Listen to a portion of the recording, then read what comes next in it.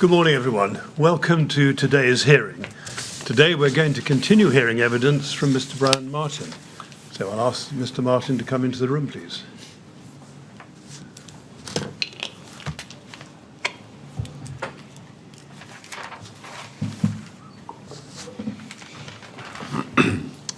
Good morning, Mr. Martin. Morning, sir. All ready to carry on, I hope? Yes, sir. Thank you very much. Yes, Mr. Willett. Thank you, Mr. Chairman. Good morning to you. Good morning, members of the panel. Mr. Martin, good morning. Good morning. I just want to revisit for a few minutes, if we can, please, some of the evidence from yesterday on the question of the LGA guide and stay put.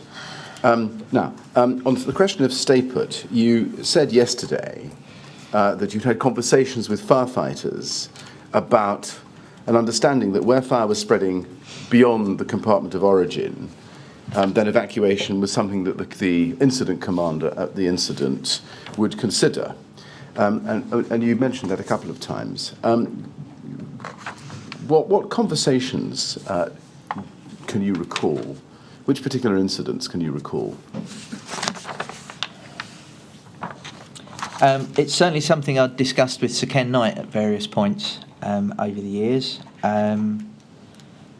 Some of the firefighters that had worked with the Chief Fire and Rescue Advisors team, I remember an incident when I was working for BRE.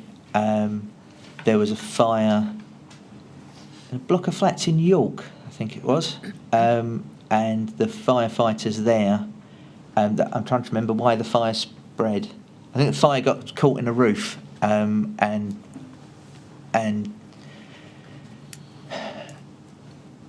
so it's probably more detail than you might want. But memory is excellent.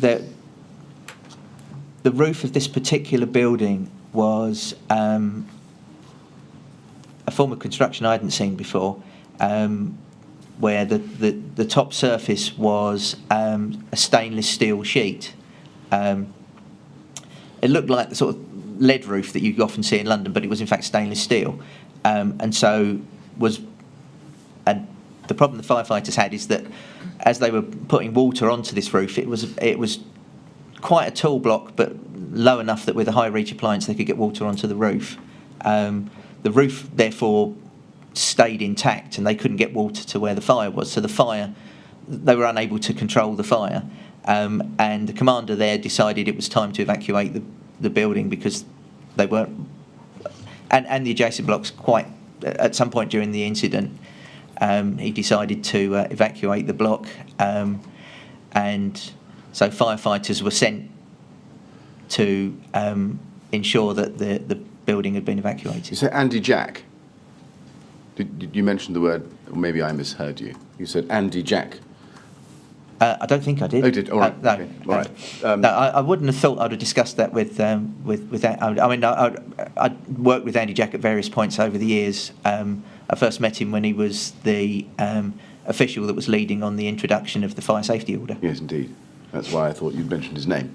To what extent can you remember any reference to carrying out a full building evacuation as opposed to a partial evacuation in circumstances where stay put had no longer become tenable?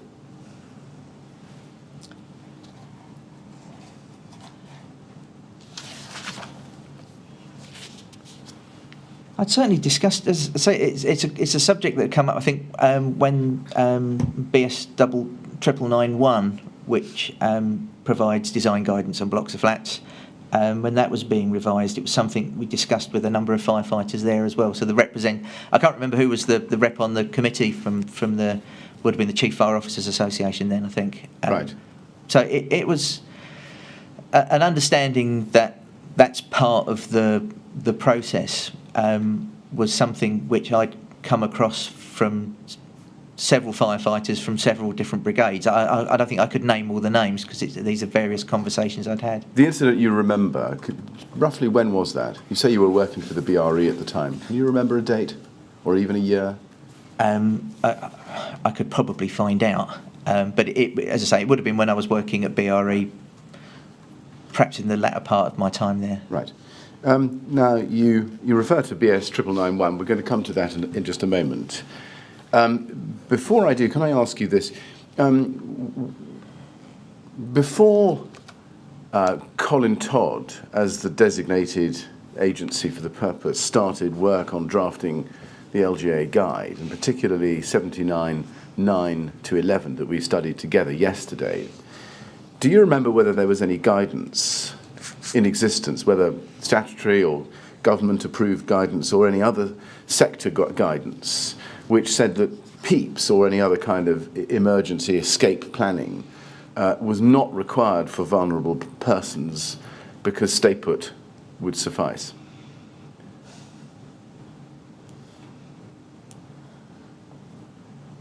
I don't think it was ever written down anywhere. I think it's one of these things which had emerged, possibly. The whole question of PEEPs was emerged. I'm trying to think when that first became common practice.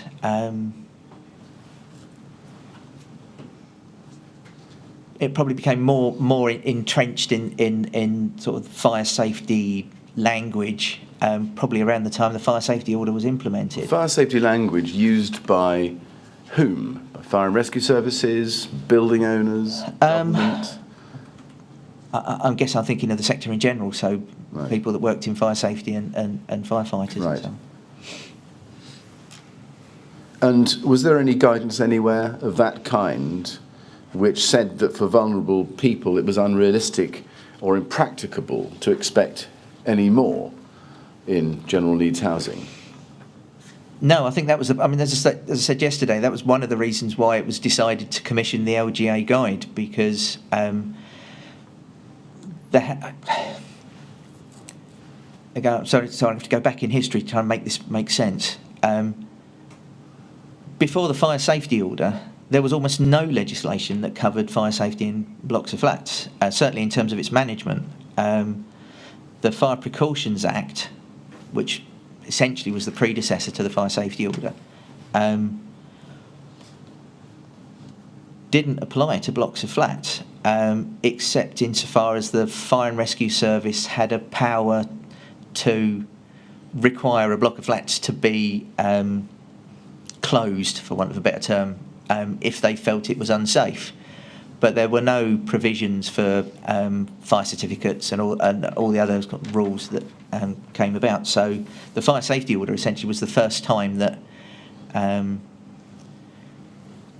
there was certainly national legislation that set out any requirements for that kind of thing. And even in blocks of flats, it was quite limited in its scope because of this question of parts used in common. So that's probably why there was no guidance on that issue prior to that time, because there was no legislation that addressed it. Right. So the answer is no, I think. I think that, yes, sorry, but yes, no is the correct answer. No is the answer. Yeah. Now, let's turn to BS 9991 then. Can we please have that up? It's BSI 6059. Now, the panel may remember that the inquiry examined this document quite closely with Colin Todd at the end of July last year when he came here to give his assistance. And so it should be familiar to many. But first, is it correct, just looking at the top right-hand corner and the date, 2015, that this document post-dates the completion and publication of the LGA guide?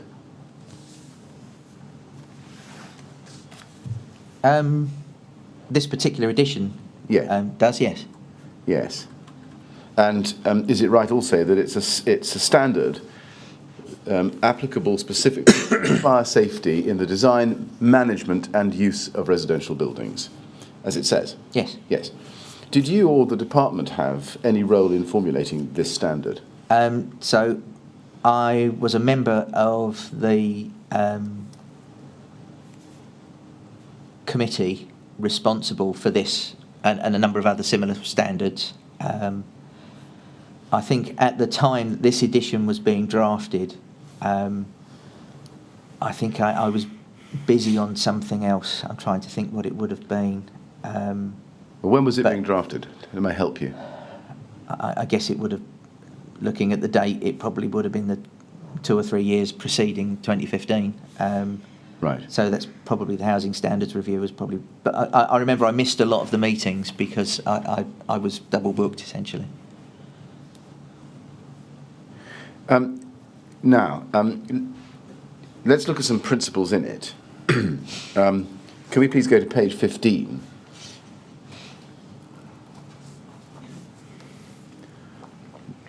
And if we look on page 15 at paragraph 0.2.1, general principles, this is about means of escape and a set of provisions based on some assumptions set out there, A to D. And the second one is no reliance on external rescue. And C, in the last part of that paragraph, in most fires, simultaneous evacuation of the building is unlikely to be necessary. Now, and then if you go on below that, underneath the note, it says, whilst a simultaneous evacuation is normally unnecessary, see A1 regarding stay-put strategy, there will be some occasions where operational conditions are such that the fire and rescue service decide to evacuate the building. In these situations, the occupants of the building will need to use the common stair, sometimes whilst firefighting is in progress. As such, the measures in this British standard for the protection of common stairs are designed to ensure that they remain available for use over an extended period. Now, was that principle there, or that articulation of it, new in 2015 in this standard? I remember discussing this, but and to some extent, I think it was.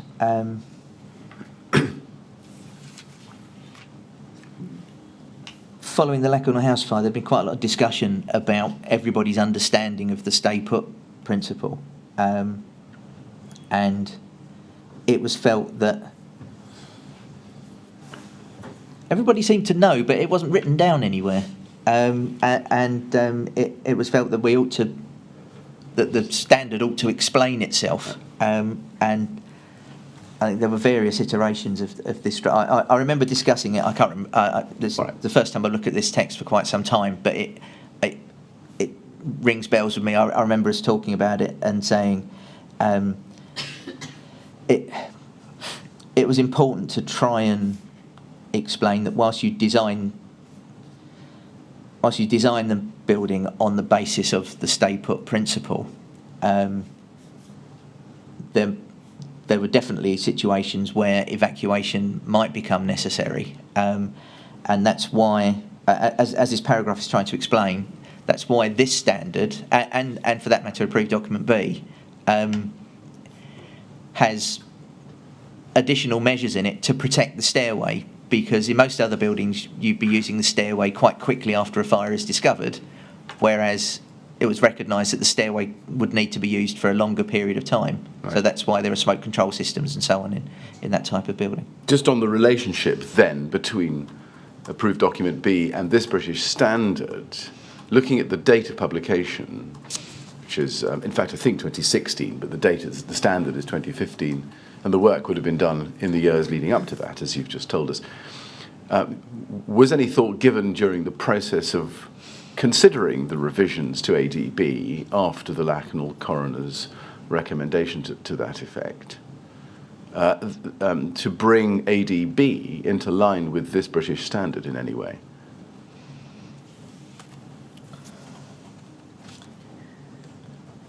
In terms of explaining itself in this respect, do you mean? I mean making it consistent.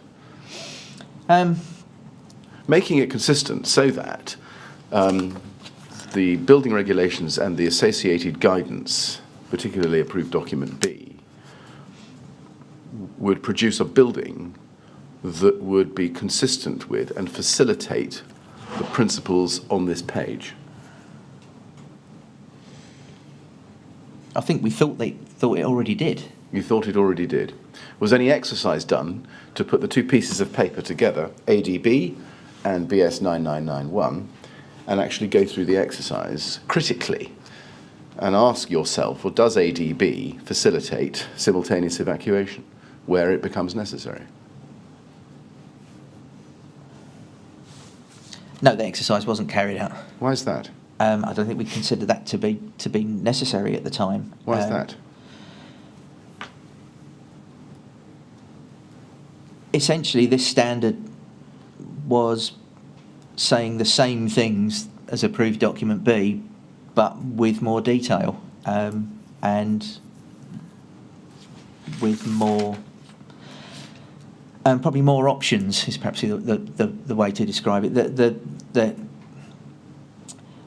These standards are, again, sorry, I have to go, it's difficult not to go back into history with these things, is prior to,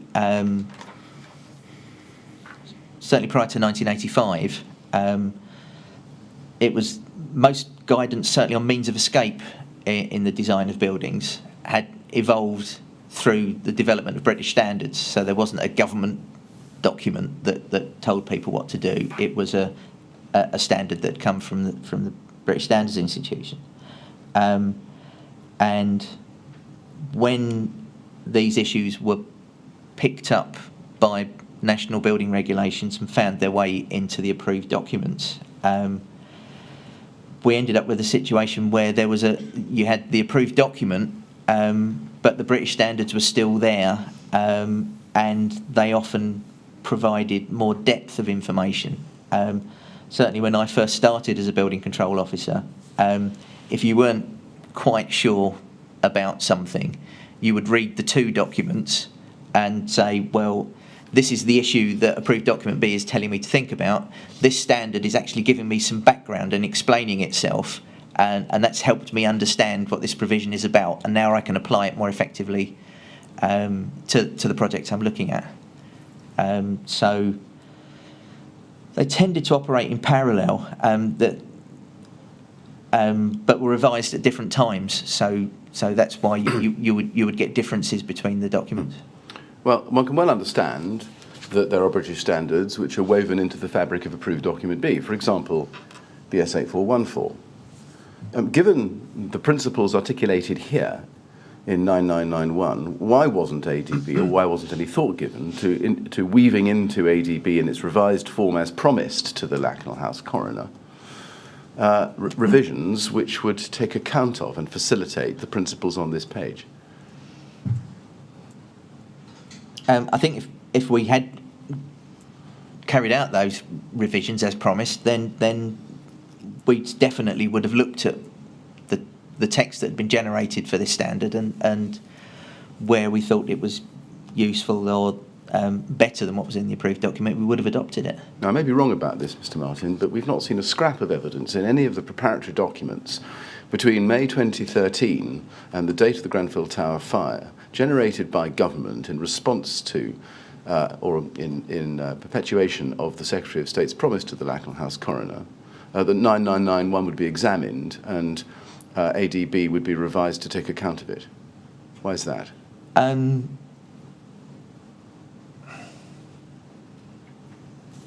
I guess there was no point writing it down. It would only have been me that read it.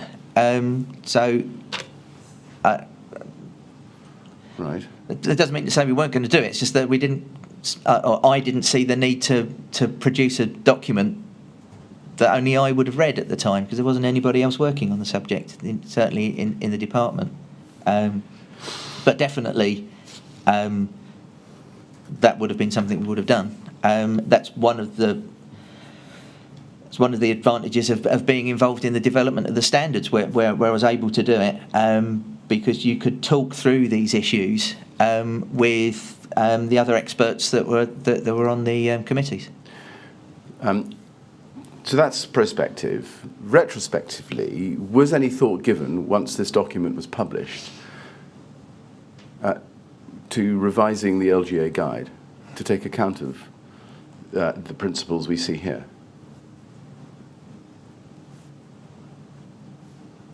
I think they align with the LGA. I must be missing something. Right. Let's go to page 20.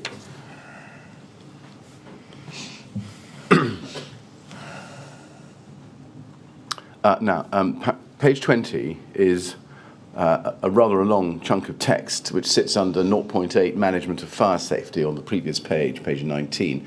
Halfway down page 20, towards the bottom of your screen, it says, effective management of fire safety can contribute to the protection of the building occupants in many ways. And then if you look at D, by being aware of the types of people in the building, such as disabled people, elderly people, children, pregnant women, etc., and any special risks or needs. Was any thought given to revising the LGA guide to take account of that principle or requirement?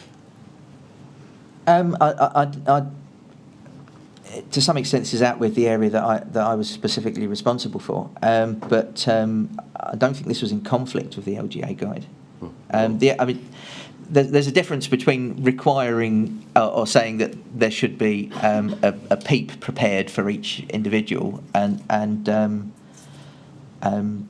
being generally aware of the challenges associated with people with disabilities. Well, where in the LGA guide is there the express allusion to or awareness of the types of people in the building of the categories listed? I don't know the LGA guide off by heart, I'm afraid. No, but do you not know it sufficiently well to be able to at least identify in principle what... I'd be surprised if it doesn't mention the issue somewhere. And I think that's... as a high-level observation, yes, you should... If you're in managing a building, you ought to consider the nature of your residents, especially if you've got a building where they are predominantly a particular group. But for most general needs blocks, you've got a cross-section of society in there, and that's a universal thing. Can we please go to page 33? Inclusive design. And that says, in the second paragraph, special management procedures might be required where it is reasonably foreseeable that the proportion of disabled persons in a building will be relatively high.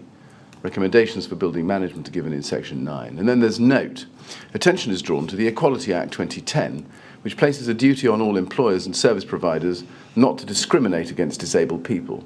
It is vital to ensure that when making plans for the fire safety and management of buildings, the requirements of disabled people are properly taken into account at all times. It is important to note that the recommendations given in this British standards are for escape, not access, etc. It goes on in relation to other standards as well, which cover similar topics. Was any thought given to amending the LGA guide to reflect the attention drawn to the Equality Act here? Not that I'm aware of. I think the paragraph immediately above it is the point that I was just making, is that what they're saying here is if you've got a block which is, say it's a retirement block or something, so the majority of the population are elderly, then it's reasonable to assume that they'll have you'll have more people with restricted mobility than you might expect in a general needs block, and that's something that you ought to consider. The problem with this kind of text is it's all well and good saying you should consider something, but it's not much help unless you give them some clue about what they ought to be considering. Well, Mr. Martin, let me try this way of looking at things on you. We heard yesterday that after the LGA guide was published, a member of the public representing disabled persons wrote to you asking, challenging the legality of 79.9 to 11, and we've had your evidence about that. When BS 9991 was being considered and then published, was no thought given back to that legislation, back to that letter and the legislation, and consideration given to taking legal advice on the Equality Act and examining the duty placed on employers and service providers not to discriminate? I think that would have been out with my job. Sorry, that's not an area that I would have been directly responsible for. But I think, and the way British standards are drafted is they're drafted by committees with the intention of setting out what they consider to be best practice, which might be more than what the law requires.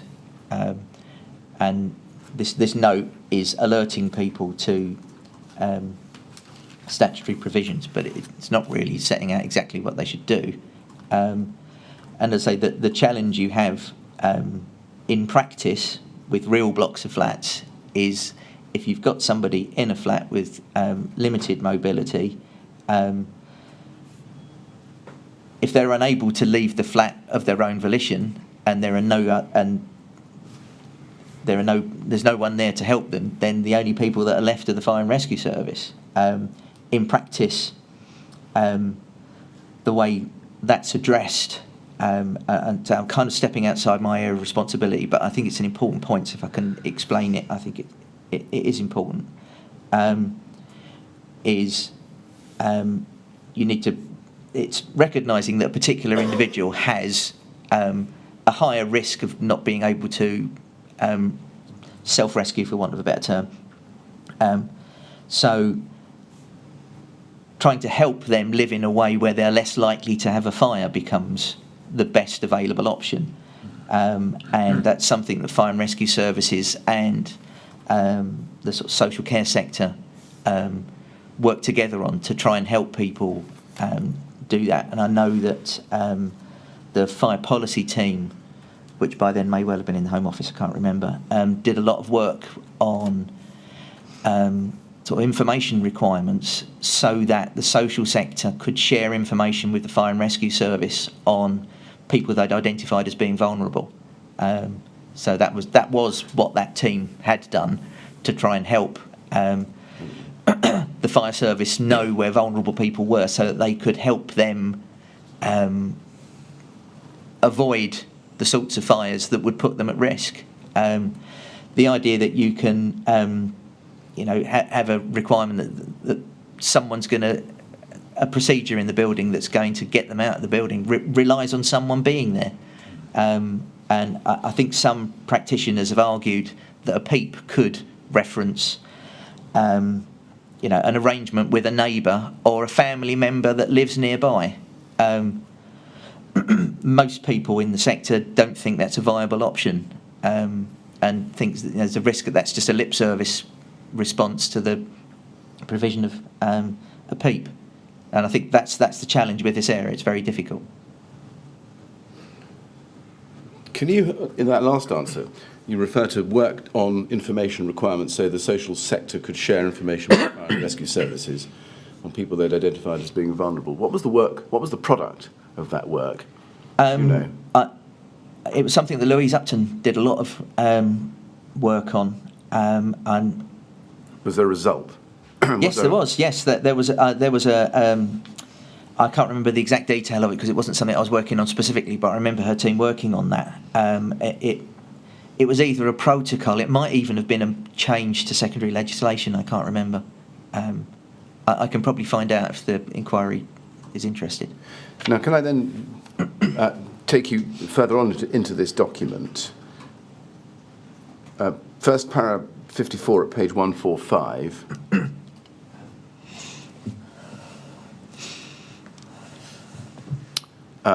Evacuation of disabled occupants or occupants that require assistance to escape.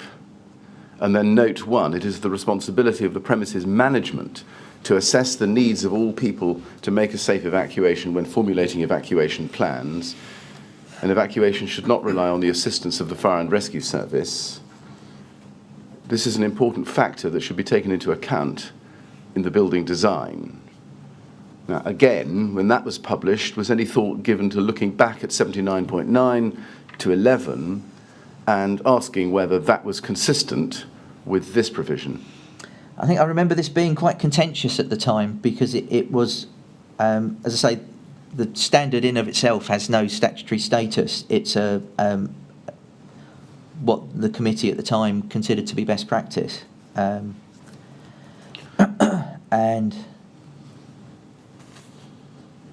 I think it probably again, this is probably to some extent outside my area of responsibility at the time. Well, on that, I mean, what was your area of responsibility so far as this guide was concerned, this standard was concerned?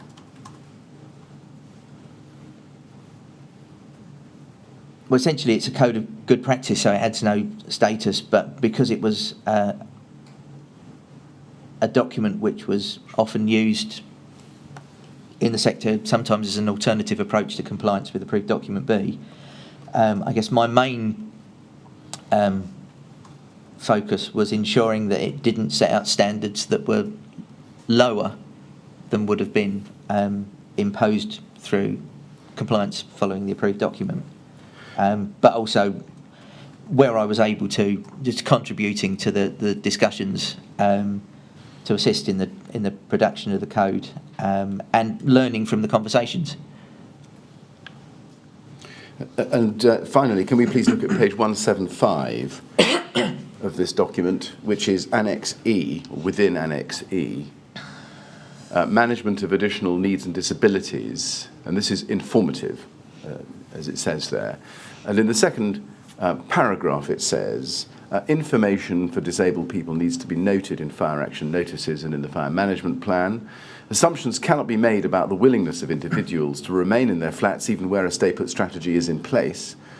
It is also possible that some residents will not be inside their own dwelling at the time a fire occurs. They might, for example, be in the process of using lifts or stairs to reach their home, visiting a neighbour, or in a common area such as a terrace or communal garden, in which case returning to their flat might not be appropriate or possible.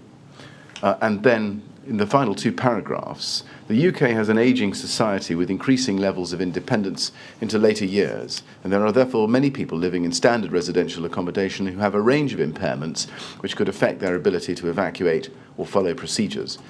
Fire safety management needs to take into account the full range of people who might use the premises, paying particular attention to the needs of disabled people with permanent or temporary impairment. And then under E2, it says this: people with mobility impairments, assumptions cannot be made about the abilities of wheelchair users. It can be helpful to produce a personal emergency evacuation plan, PEEP, to explore the level of need and what they are to do in the event of a fire in their own home or one nearby. If direct escape to a place of ultimate safety is not possible, horizontal escape to another fire compartment can be explored.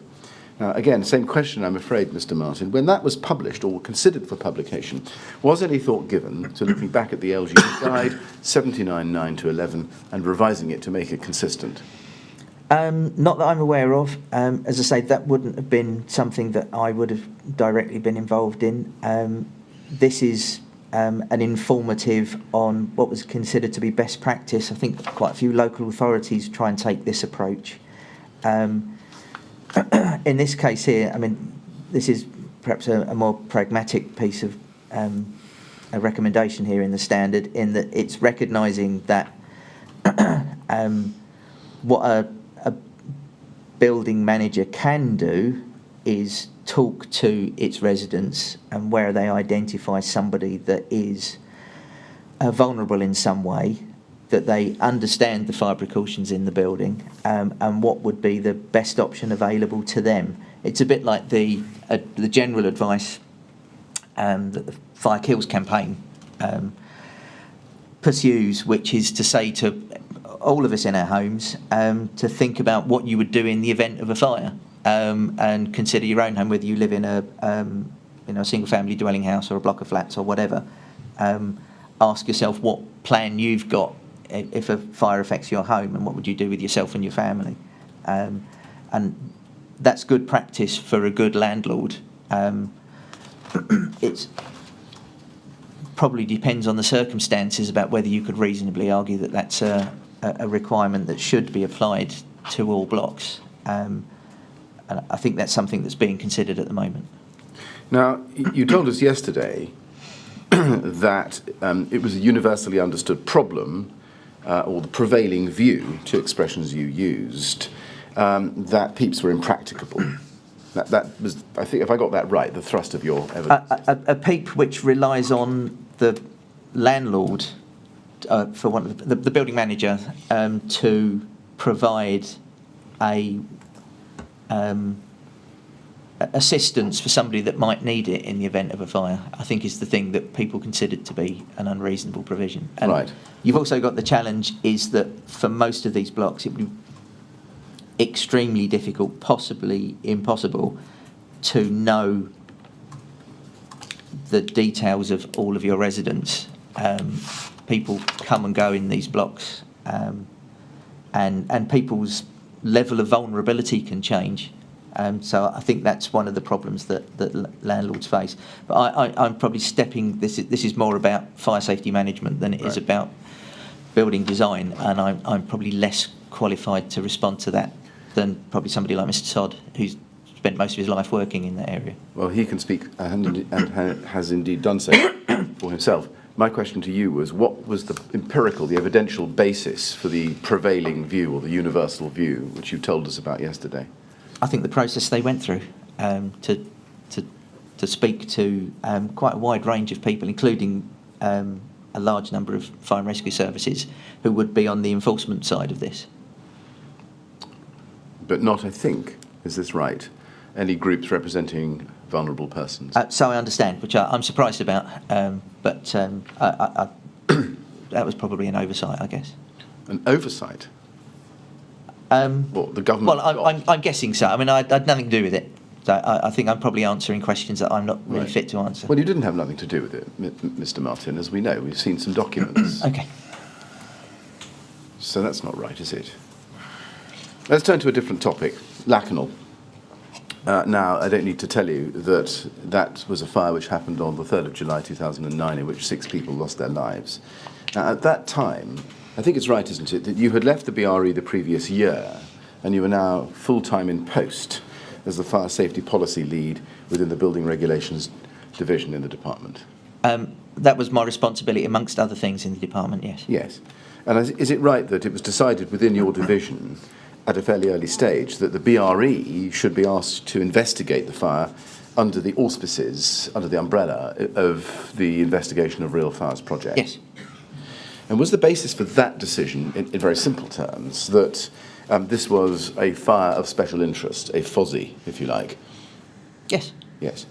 And let's look at Dr. David Crowder's witness statement number 2, please. BRE 30043716, page 2, paragraph 5A.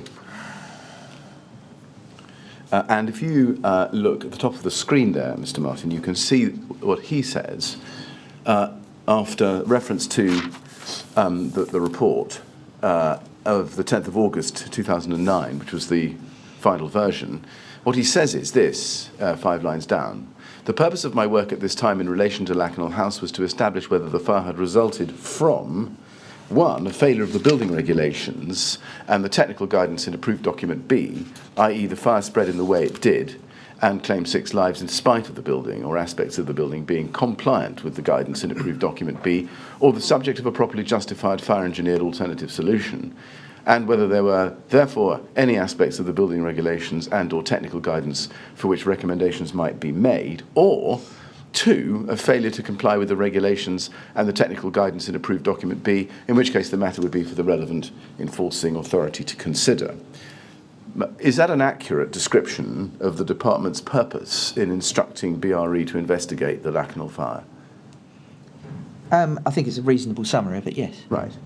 What would need to be established or learned in order for the department to form a view about which of those 2 categories the fire fell into?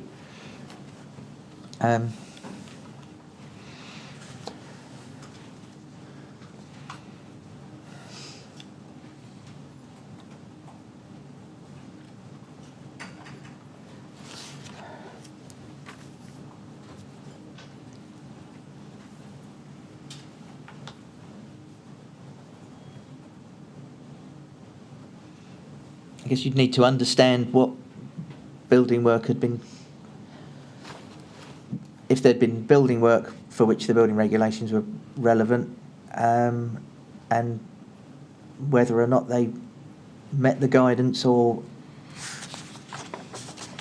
there was some kind of deviation from that. Right. Now, you say the building regulations. In relation to the approved documents applicable, the BRE would have to choose, wouldn't they, between the current, or the then current 2006 edition, or the previous edition, the 2000 edition with the 2002 amendments. Have I got that right? Yeah, I suppose the principal objective, as far as my role would be, is there something here that we need to take into account as we develop our building regulations guidance. Right. Okay. But which building regulations were you focusing on? The 2000 with 2002 amendments or the 2006 edition? Probably all of them, but at the time, I mean, it would be what do I need to change in the one that's extant? Right. But in answering the questions posed there by Dr. Crowder, would you not need to know which the applicable building regulations were which applied to the refurbishment at Lakanal? That would definitely be part of that. I mean, the building was built before national building regulations existed, I think. But the refurbishment was done after that, wasn't it? I think there was more than one refurbishment, I think. Yes, but the refurbishment that was being examined for the purposes of identifying the cause of the fire and whether there were any defects in compliance. But we wouldn't have known that at this stage. That would have been part of the investigation. Yes, forgive me. Let me try it differently. Did you or the BRE or anybody establish which of the two versions was the version which applied to the most recent refurbishment?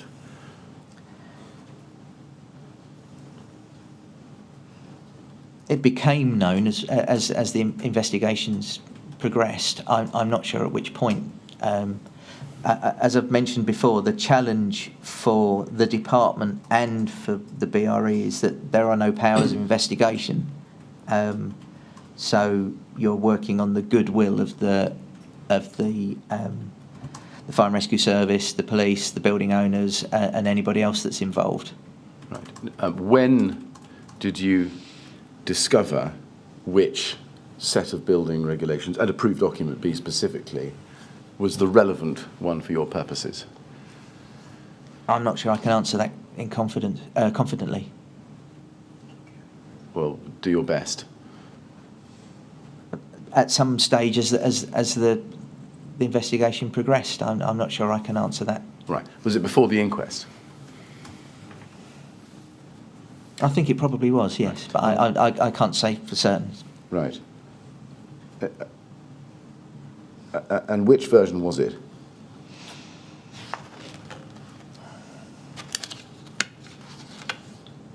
It definitely wasn't the 2006 edition, so the one that preceded it, I think. Right. Now, in his oral evidence, Dr. Crowder told us that he thought the question, which a version of ADB applied, was established between you and Martin Shipp at an early stage in the investigation. He said that at day 229, page 227, lines 21 to 25. Is he right about that? I've got no reason to doubt him. Right. How was it done? How was identification of the relevant building regulations and approved document ascertained? I honestly can't remember. I imagine it would have been a discussion between BRE, the Metropolitan Police and London Fire Brigade, Right. Possibly the building owners. Right.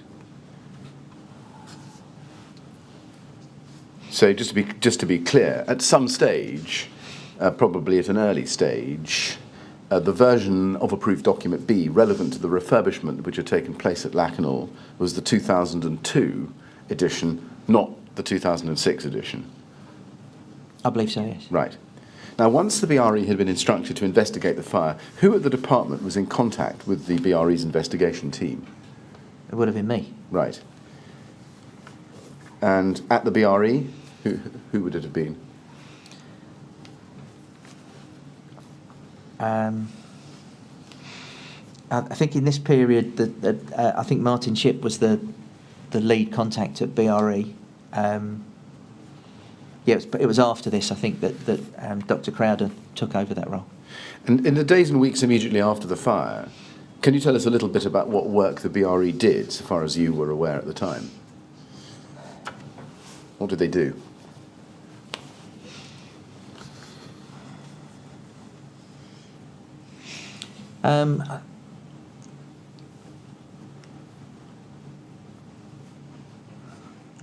I'm struggling to separate what I think they would have done from what I know they did. But they visited the site on several occasions. they would have spoken to the police and London Fire Brigade to try and learn about their experiences and what they knew about the incident, insofar as that they were willing to share that information. And by whom were you kept informed or updated by the BRE during that period, which is essentially July and August I think 2009? In terms of the main work on the investigation, I think Dr. Crowder did most of the work, so I think I spoke to him. And was this telephonic? Because we haven't seen the emails. Yeah, it would have been by telephone. I see. How regularly did you speak to him, do you think? Every other day, perhaps, for a matter of a couple of weeks, I imagine. And how detailed were his updates? I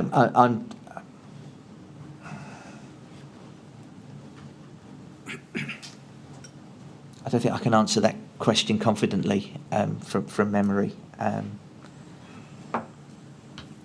I don't remember having a problem with the level of detail that he was giving me, but I can't say exactly how detailed they were. All right. Now, what aspects of his investigation specifically do you remember you were asked to be updated on or were updated on?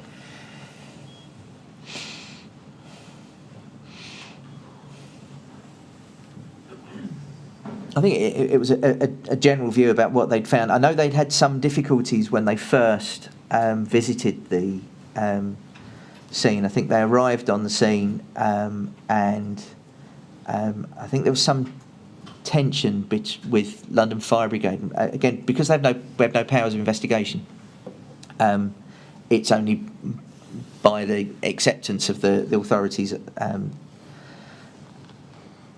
on scene as whether they can have access to the site. And I think shortly after they'd arrived, initially, because they were well known to the London Fire Brigade Fire Investigation Team, and I think they'd worked together in the past. But I think someone more senior in the London Fire Brigade decided that was unhappy with the number of people that were on the scene, and so they asked BRE and possibly some other organisations to leave until a proper protocol could be put in place. Did you, during those communications, give Dr. Crowder specific instructions in any way about what aspects of the fire or the building itself that he was to focus on?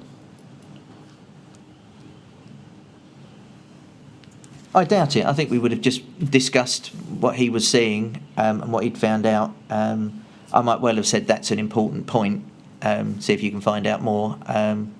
I wouldn't have told him not to look at a particular issue. Dr. Crowder tells us in his evidence that he recalls, to be more accurate, he thinks he would have had a lengthy conversation with you on the 9th of July, so that's 6 days after the fire, following a particular site visit, giving you an overview of the investigation at that stage. That was day 229, page 232, 25 onwards. Do you remember that? I don't, but I have no reason to doubt it. It sounds likely. Right. Do you remember anything of what you were told? One of the things that I do remember arose quite at some stage in the investigation was quite an unusual feature in this block. They were two-storey flats. And the staircase that joined the 2 stories of the flat, which was that was within the confines of the flat, it spanned over the top of the communal corridor for the building, which would be the sort of principal escape route. And the way that was constructed meant that there was a weakness where fire could get from the flats into that corridor, where the staircase met the corner of the corridor, and I know that was something we were quite concerned about at the time. Could be repeated on similar blocks with a similar design, and it was decided to alert other social landlords to see if there was a similar form of similar arrangement in other blocks. Did you visit the site? Yes, I think I went once. Yes. Once. And do you remember when that was? How long after the fire? Probably within a week. Right. And for what purpose? To gain it was quite a complicated building in terms of its geometry, and so it was to get an understanding of the nature of the building and what had happened. Right. And what did you learn, apart from what you told us about the scissor block, the scissor configuration of the staircase?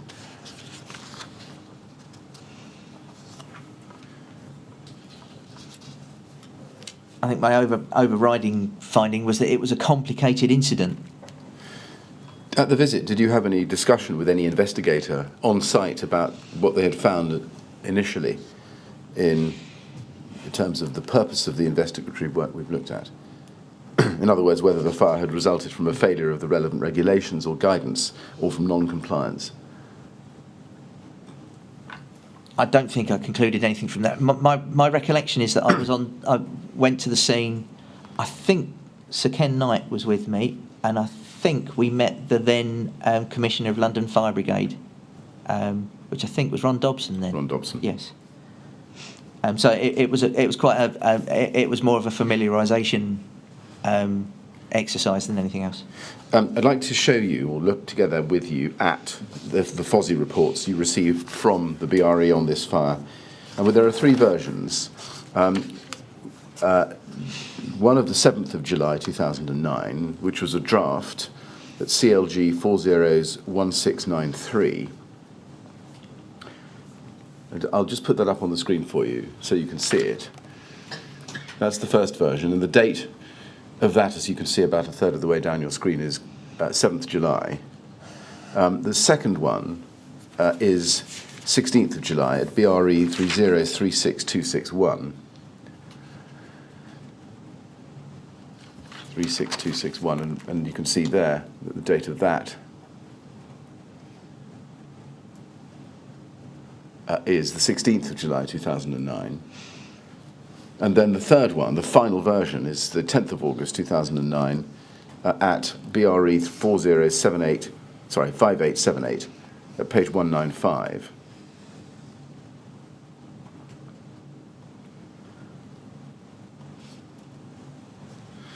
Now, there it is, Appendix A, and it forms part of the Real Fires project for the period. And it's dated the 10th of August 2009. Now, Dr. Crowder told us in his evidence, in his third witness statement at paragraph 91, that he submitted an initial FOSI report, Fires of Special Interest report, to you on the 16th of July 2009. That's the second one we've just looked at. And then a final version, which is this version, on the 10th of August. Does that accord with your recollection? That's what I would have expected him to have done. So I don't remember the date. You don't remember? No. Now, we'll come back to this in a moment, but before we do, can we look at CLG 100039115, please? This is an email run between you and Glenn Horton. Now, Glenn Horton, at the time, was a director of an entity called Lock Carey, who are a fire safety, or were a fire safety consultancy. And this email exchange is on the 13th and the 14th of July 2009. Now, Glenn Horton, was he a friend or at least a professional contact of yours? I met Mr. Horton a number of times. I was quite involved in standards drafting, and I think he was an ex-firefighter, so he's quite a useful, somebody that was working as a fire engineer with firefighting experience, was quite a kind of useful person to talk to. Right. How long had you known him? I didn't know. I would have met him from time to time at various committees, but probably over. What year is this? This is 2009. Might have been 8 to 10 years, I suppose. I don't know, but I wouldn't have spoken to him every day. No. Now, just paraphrasing the email that you received from him, which you can see in the middle of your screen there, on Monday the 13th of July. I'm just going to paraphrase it. He offers assistance to the department in relation to the fire at Lakanal House. And if we look at your response at the top of the page, the next day, 14th July, you say this: "Hi Glenn, it's been a bit lively here. I even worked last Sunday. Thanks for the offer of help. BRE have been on scene and we are waiting to see what they found. Based on the snippets of info I've had so far, I don't think there's any need for changes to ADB, although people may be a bit more thorough when doing risk assessments. If there is an inquiry, they may be looking for independent experts. I'd be happy to put your name forward." In the light of the fact that you tell us that, Glenn Horton or sorry, in the light of the fact that you tell Glenn Horton that you were waiting to see what the BRE had found, are you able to tell us how you had come to the view only 11 days after this fire that so far you didn't think that there would be any need for any changes to ADB? Well, I think, as I say in the email, I'm talking about the snippets of information I've seen so far. So I'm not saying categorically there wouldn't be a need for changes to ADB, but what I'd seen didn't imply that there would need to be. And what had you seen that led you to that preliminary view? I think that preliminary view showed me that this was mostly an issue with the original construction of the building. I think that was the view I probably had at that time. And what aspects of ADB had you considered on the basis of what you knew at that point might require change following this fire? I think I'm not sure I can answer that question. This was I'm essentially putting Mr. Horton down politely, saying thanks for your help. We'll bear you in mind. Right. I wouldn't read more into it than that. Now, from whom at the BRE had you received these snippets of info? Probably Dr. Crowder. And what was the content of the snippets up to that point? Oh, I haven't got a clue. I can't remember what I knew at a particular point in time. Was there any discussion between you and Dr. Crowder about external fire spread?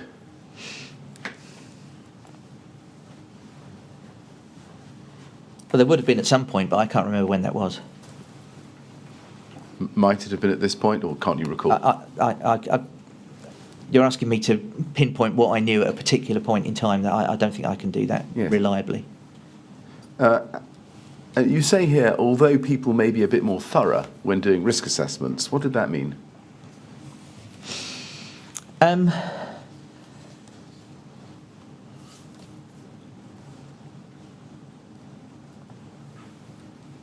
guessing, but I think at various points during the investigation, I think the level of fire safety management and the quality of risk assessments that had been carried out on this building, I think, were quite heavily criticised. So I think that's all I'm pointing out. I see. Was that a reference to the outcome, namely that the FRA for Lakanal was inadequate and there needed to be some regulation of fire risk assessments or fire risk assessors? I can't say what was going through my mind at the point when I drafted this email, right. But I know that those were issues that arose from this incident. Now, before you saw any of these reports, can you recall what information the department had received about the possible causes of the fire?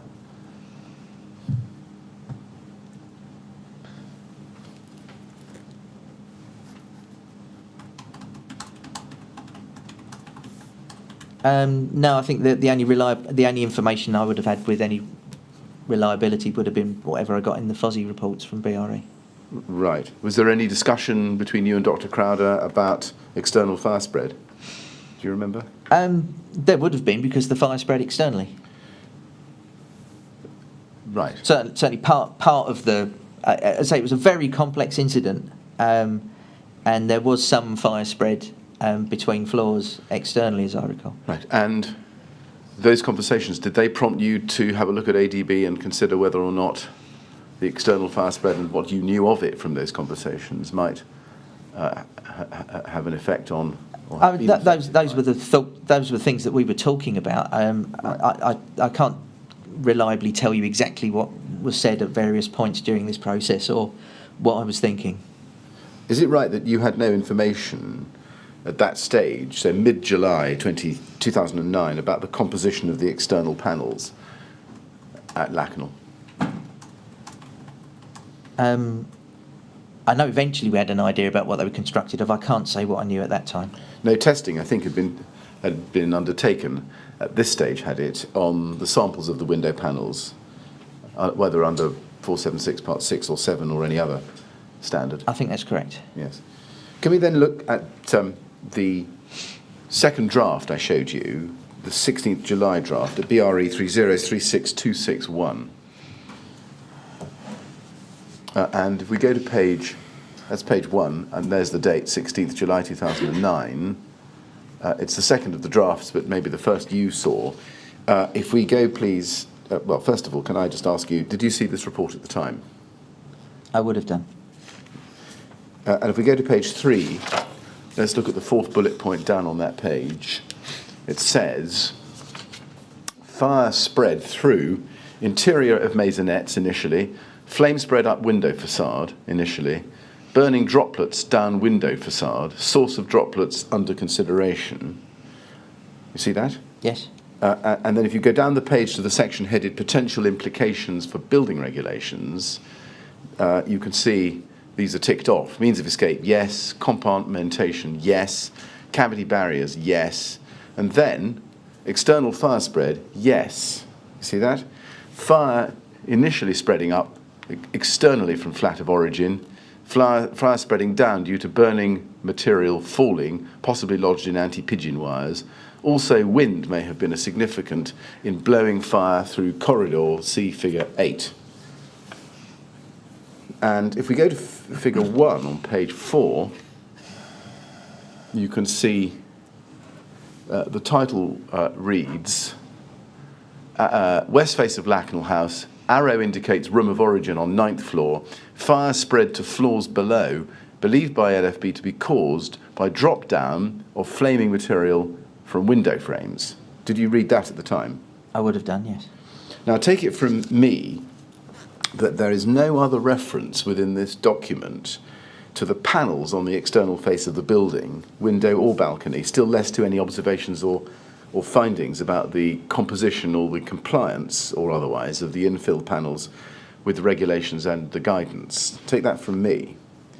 Now, Dr. Crowder said in his evidence that even the later final version of the Fozzie report, dated the 10th of August 2009, was presented to the department as no more than an incomplete investigation.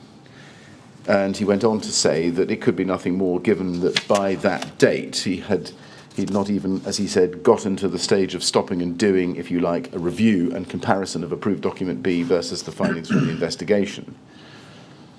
And he also told us, and this is day 230, page 12, he said it's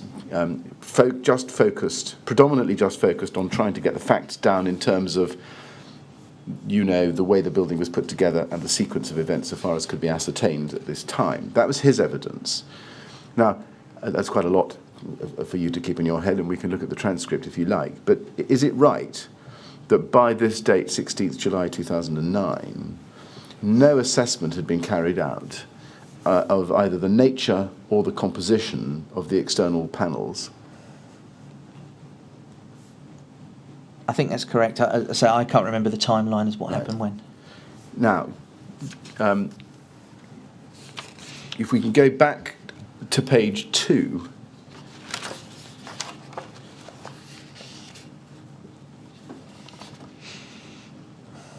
I'm sorry, page 3, page 3, and look at the end of the fourth bullet point there.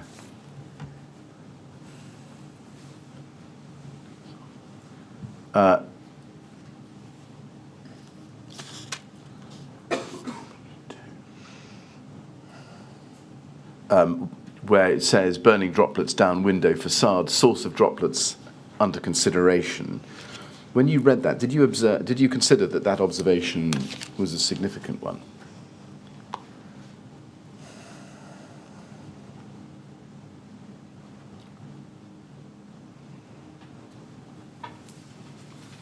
I think I would have done, but I can't remember what I was thinking at the time. Did you consider the downward spread of fire to be unusual? I'm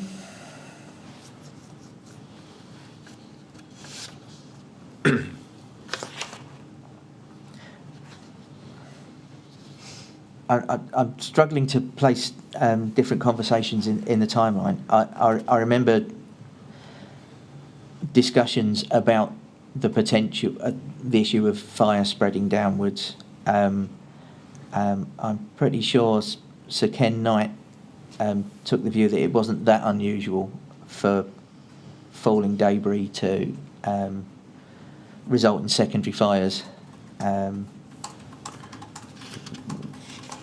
Although, as you might imagine, I mean, in general, flames go upwards, but falling debris causing secondary fires wasn't that unusual a situation. When was that conversation? I can't remember. With Ken sorry. Knight? You don't remember? Was downward fire spread and the falling, burning droplets something you discussed with David Crowder? I remember some discussion about it, and I certainly remember some discussion about the sort of anti-pigeon provisions that were on the building. Right.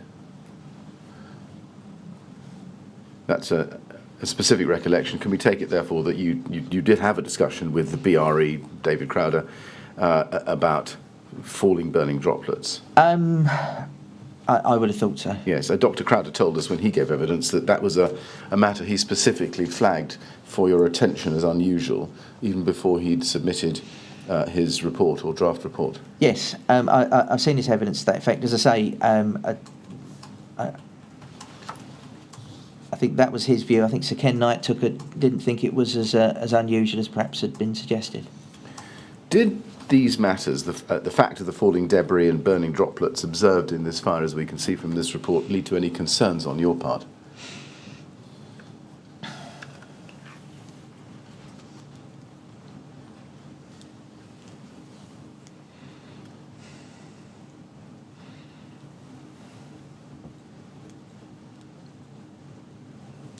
I can't remember being overly focused on it. I know it was one of the issues that got raised in this incident, but I When you say not overly focused, I mean, does that mean yes or does that mean no? I guess it means yes, we did talk about it, but I can't remember exactly where we got to with it all. Did you take any action, or did you make a note, even a mental note, to do something about what you'd observed about external downward fire spread? I think at this stage, it was still quite early in terms of understanding the detail of what had happened.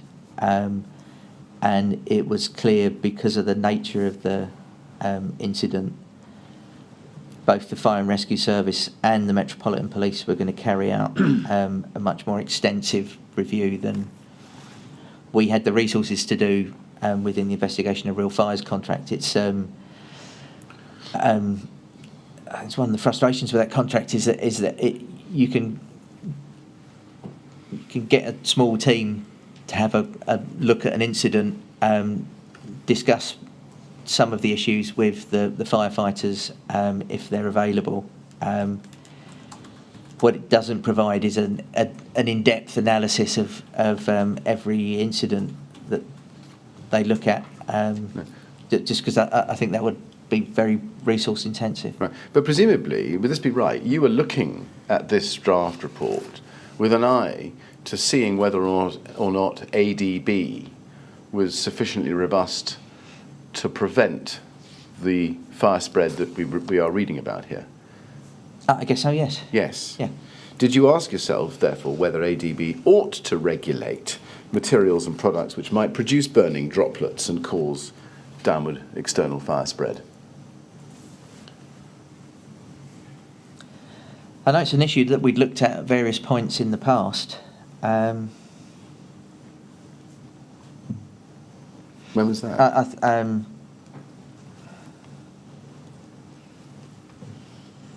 So some of the European classification tests attempt to measure the production of burning droplets, something which is associated with thermoplastics in particular. Is that the D designation? Yes. And I think there was a piece of research that the department looked at to look at both the smoke designation and the droplets designation. And I think the department at the time decided not to take that forward and adopt that. No, and indeed, if you're talking about Class B S3D2 within diagram 40, that was, of course, an option, but it was an alternative to Class 0, which did not measure either smoke That's right. reduction or droplets. Yeah. And it's right, isn't it, that also that falling burning debris or droplets was not a matter addressed by the 2003 second edition of BR135, which bore your name? It would have been picked up in the mechanical performance criteria, but it's not a pass-fail criteria. No, indeed. And as we've seen, you and Dr. Colwell had taken a decision way back in 2003 that there would be no failure criteria based on mechanical performance. I don't recall that being my decision. I think that was a decision. I'm not sure how that decision got made. Well, it was certainly the outcome Yes. to which, in a publication to which you put your name. Yes. Yes. You nodded. Did the falling burning debris at Lakanal lead you to consider whether or not that decision, whether or not it was yours primarily, should be revisited so that the next edition of BR135 would actually contain mechanical failure criteria so as to address burning droplets down window facades?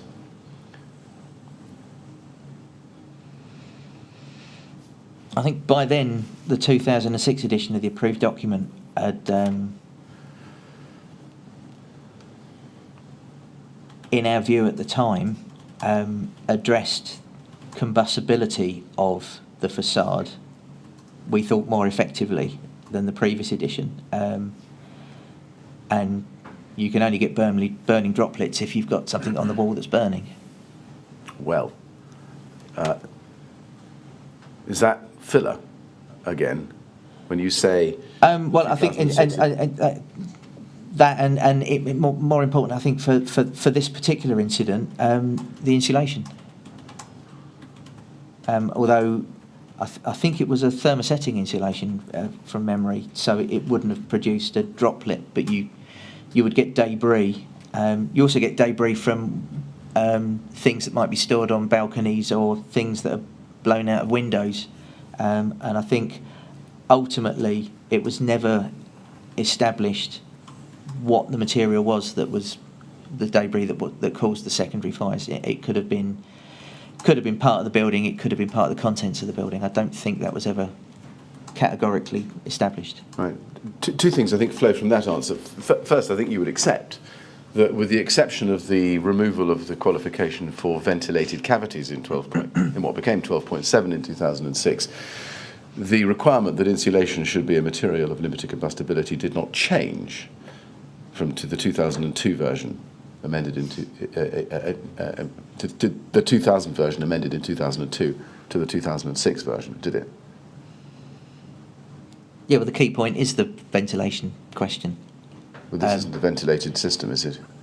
Exactly. So this, for the 2006 edition, that would have said don't use combustible insulation in the external wall. Exactly. So regardless of whether it's a ventilated cavity or not. So if the problem was caused by droplets falling from combusting insulation, the amendments made by the 2006 edition of ADB made no difference. No, that's not right.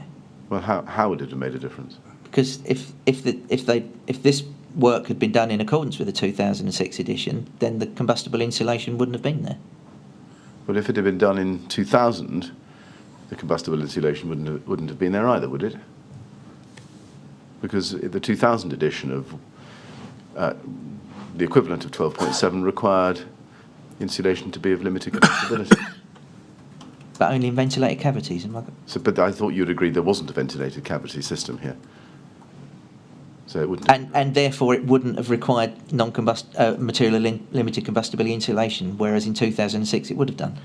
Is there the other thing that follows from your evidence is just now is this? Is there anything in ADB which actually specifically ADB 2006 which specifically addressed downward fire spread or burning droplets?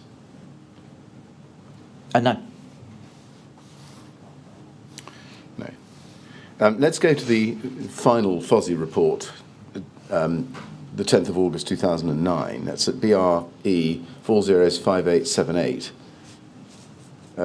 page 195. And we can see that the report starts here and again, I think, can we take it that you read this at the time? I must have done. And if we go to page 196, please, first paragraph, fifth line down, it says this: on odd floors, the external wall to each bay consists of a full-height painted aluminium window frame assembly with a layered polymeric panels forming the lower halves of these sets, figure A1 and figure A5. On even floors, a blockwork half wall with door and window set leaves room for a narrow balcony on each side of the building, figure A6, providing additional means of escape to the main stairwell. This is described in more detail later. Balconies have steel guardrails and polymeric panels fitted to them. Now, take it from me, we don't need to get back to it, that this information had not been included in the earlier FOSI report of the 16th of July. Looking at the last line there and the reference to polymeric panels, what did you understand those to be? Polymeric is a term to describe some sort of plastic, which they've used that term because they probably don't know specifically what the material is. So polymeric would be generally a combustible material, yes? You'd expect so, yes. Yes. So is this right? By the 10th of August 2009, the BRE had been able to identify polymeric and therefore combustible materials in the external wall of Lakanal House. Yes. And therefore that combustible products had been used in the external wall refurbishment, yes? Yes. Yes. What did you make of that news?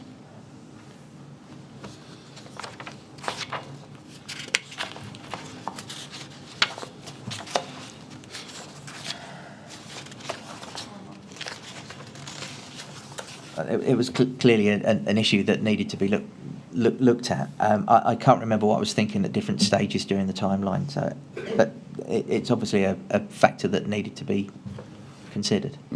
Mr. Chairman, is that a convenient moment? I'm afraid we're right in the middle of this topic. There's no more or less convenient moment than now, so the clock tells us that it is convenient. Have you finished with this document? No. But you've got some way to go. Yes. All right. Well, I'll be guided by you on that case. Well, Mr. Martin, we'll have a morning break at this point. We'll resume, please, at 25 to 12. And as I've asked you before, please don't talk to anyone about your evidence while you're out of the room. Yes, sir. All right? Thank you very much. Would you like to go with the usher, please?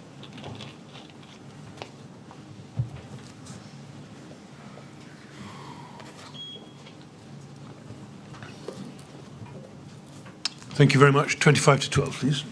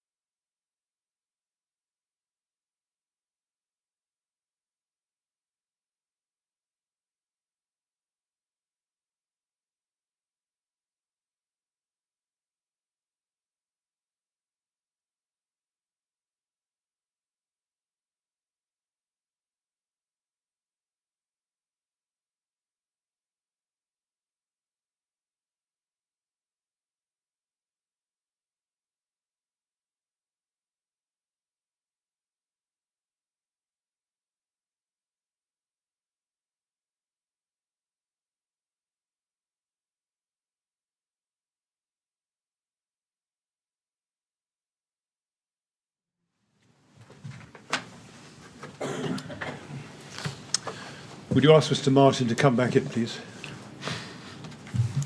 That's a mistake. These clocks are all different again. I have to come back to that point. All right, Mr. Martin, ready to carry on, Yes, sir. Thank you very much. Yes, Mr. Yes, Mr. Chairman. Mr. Martin, back into the same report, please. BRE 405878. Let's go in that, please, to page 202, third paragraph down. Let's read it together. Falling burning debris from flats 79 and 65, most probably from both the window facade assemblies and the contents of flat 79, ignited materials in flats 37 and 53 located on the 5th and 7th floors respectively. It has not been possible to determine which source of falling debris was responsible for each flat that was ignited. Footage from Channel 4 confirmed reports that these two flats happened to have windows open. These windows appeared to be open in such a way that would enable them to collect falling debris into the flat. Flat 37 appeared to have become involved shortly before, approximately 2 minutes, flat 53. Now, on page 203, if we turn to that, please, halfway down the page, first heading in bold, potential implications for building regulations, we read as follows. The following issues are of note with respect to building regulations and approved document B. And then if you look at the third paragraph from the bottom, if you scroll down, you can just see it there towards the bottom of your screen. External fire spread, yes. Fire initially spread up externally from flat of origin. Fire spread down due to burning material falling. Wind may also have been significant in blowing the fire through the corridor. Now, that's a copy of the same section of the earlier report we saw of the 16th of July, 2009, which is at BRE 3036261, page 3 we saw. Other than that, after the words fire spread down to burning material falling, the words possibly lodged in anti-pigeon wires in the 16th July report have been removed. Did you notice that at the time? I don't remember noticing it. Right. As far as you understood it, had some finding or conclusion been arrived at that the burning material which was falling had not become lodged in the anti-pigeon wires? Not that I'm aware of. Right. What did you understand by the heading, the following issues are of note with respect to the building regulations and approved document B?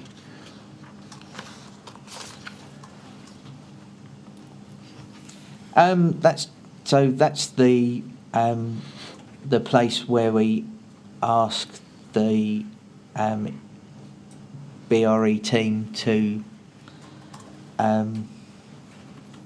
set out where they think there might be issues. Right. So, in other words, you, the department, were to note, in other words, to consider the matters listed, including external fire spread. Yeah, I mean, the nature of these things is it's often, to some degree, conjecture on their part because it's Right. the limited amount of information that they're able to gather. Did you actually give consideration to the information recorded there about external fire spread?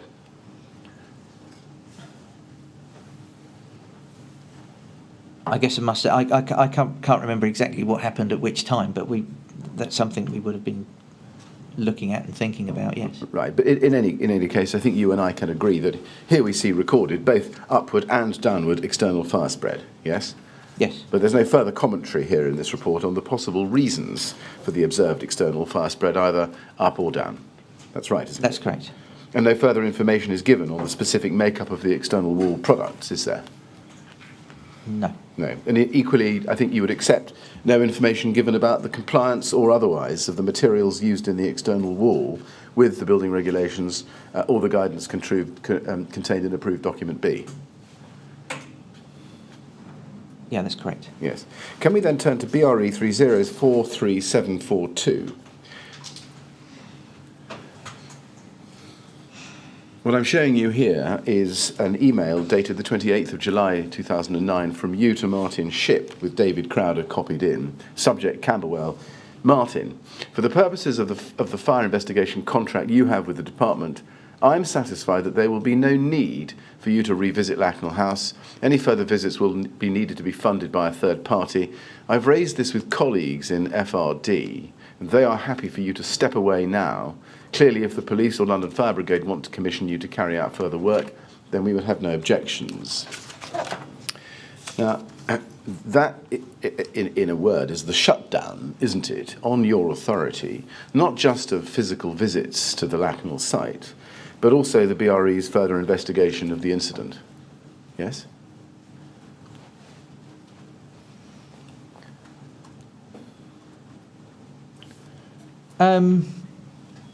Essentially, yes. I mean, it says you won't need to revisit Lakanal House. I mean, if they gathered other information they hadn't reported to us, they could have shared that. But I think at that stage, the Metropolitan Police and the London Fire Brigade were progressing their investigations, and the conclusion that we'd come to in the department is it was better to let those authorities, given the nature of the incident and the seriousness of it, it was better to let those authorities carry out their investigations. But you were also, weren't you, by doing this, calling a halt to any further investigations into whether or not this was a fire stemming from non-compliance with the regulations and ADB, or whether there were matters within the regulations and guidance which needed to be considered for amendment? I think we took the view that that's something that London Fire Brigade and the Metropolitan Police were looking into. They were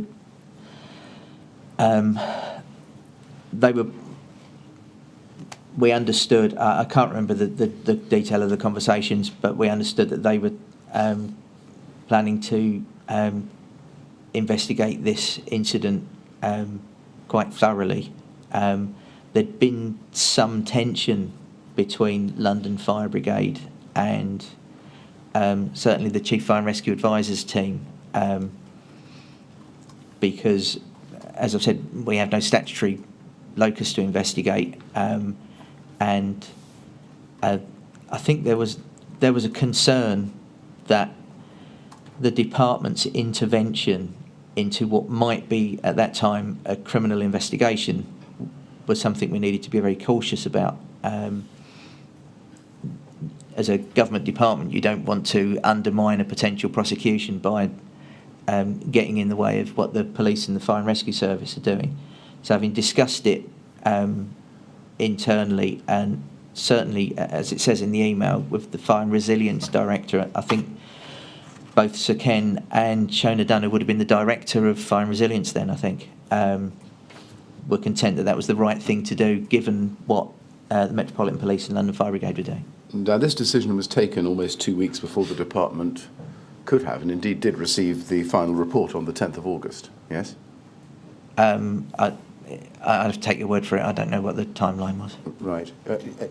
Did you have information on the basis of which you were satisfied that there was no need for the BRE to investigate any further on behalf of the department? I think the Chief Fire and Rescue Advisors team and Fire and Resilience were in close communication with the Metropolitan Police and London Fire Brigade. So they had a good idea about what those two authorities were planning to do, and that's why we felt that it was appropriate for the department to step back and let those authorities do what is their statutory role. So that's the approach we took. I think I was also conscious that given that there was a lot of work being done by those authorities and the amount of funding available to this research, that the investigation of real fires contract is quite limited, I didn't want this one incident to use up all of the available resources when there might be other incidents which wouldn't be investigated in that much detail, where BRE would be more use. I see. At the moment when you, or the department, decided to pull BRE off the investigation here at the end of July before they'd finally reported, did you have in place with the CFRA or the police or the LFB an arrangement whereby they would provide to you the results of their investigation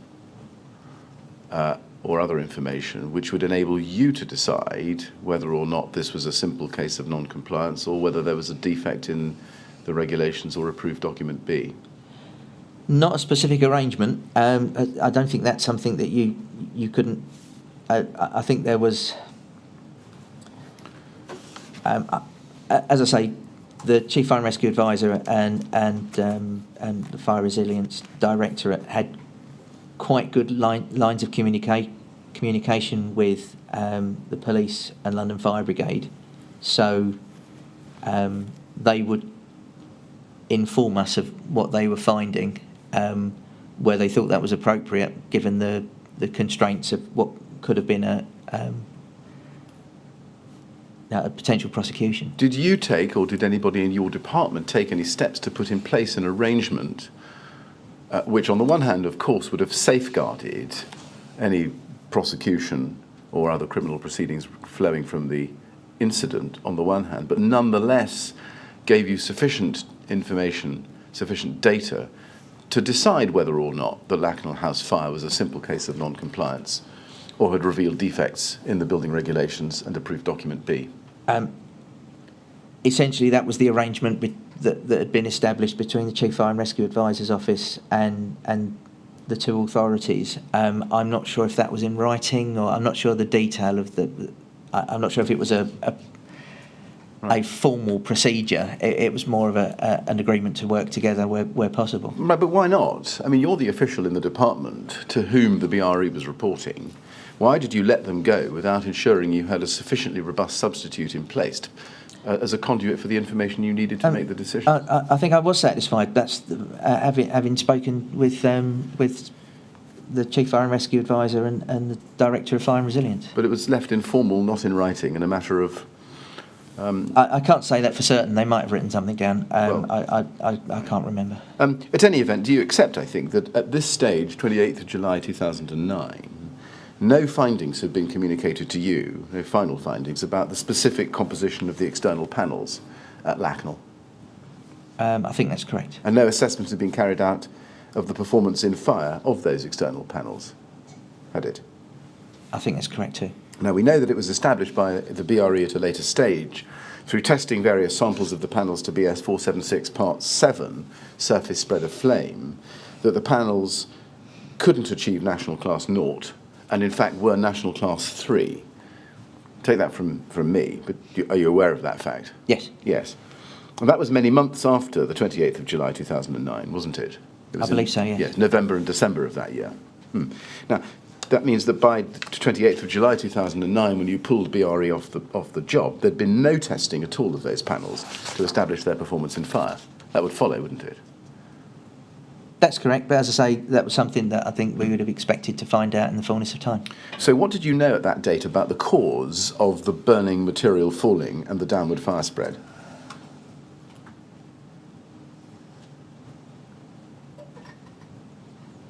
That it was as a result of debris falling from the flats where there were fire in through windows on other floors. Why flats? Why not also possibly the panels themselves? I'm sorry, I'm including that generically. Right. It was. I don't think it ever was established what material. Right. Caused, and it was very possibly a mixture of the two. I see. So at this date, to the best of your recollection, you were aware that there was a cause of burning falling material, and that at least in part that was contributed to by the burning panels. Yes? Yes. Yes. Who within the department had final say on the cessation of BRE's investigation?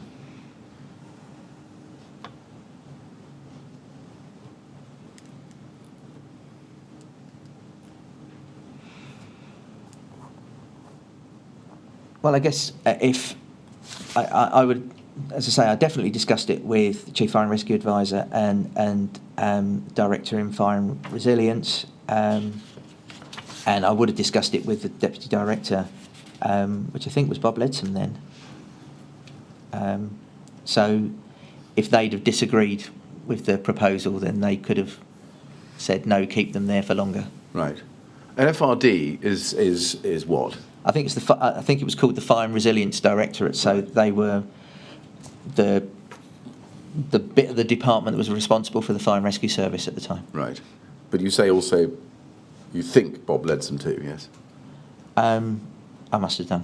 I mean, this wasn't a decision, was it, you took on your own? No. Was it a decision you made and then sought approval for, or was it something you were told should happen?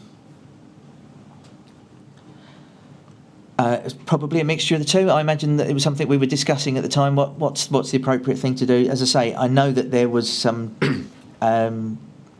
tension between, in particular, London Fire Brigade and the Chief Fire and Rescue Advisors Unit. It was a relatively new role, the Chief Fire and Rescue Advisor, and I think there was some difficulty trying to establish where the Chief Fire and Rescue Advisor's role should start and finish in relation to looking at a particular incident. And whereas London Fire Brigade had a clear statutory function to investigate. Now let's look at David Crowder's second witness statement, please. BRE 3043716, page 28. Paragraph 88H at the foot of the page, he says, following this period, I believed I had very little contact with Brian Martin regarding Lakanal House until the time of the inquest. My general impression was that the view of DCLG at this time prior to the inquest was simply that Lakanal had occurred as a result of non-compliance with the previous edition of approved document B, the 2000 edition consolidated with 2000 and 2002 amendments, whereas the current edition was the 2006 edition amended 2007. Matters concerning the adequacy of guidance for firefighting were not within Brian Martin's remit, and I predominantly dealt with Peter Wise in this regard. And then at the next subparagraph I, he says, note that I was in regular contact with Brian Martin throughout the above period regarding the investigation of Real Fires project generally, but not in respect of Lakanal House in particular. My general impression, as previously stated, was that Lakanal House was not of particular concern to DCLG in terms of potential updates to approved document B, given the volume of non-compliances with approved document B that had led to its tragic outcome.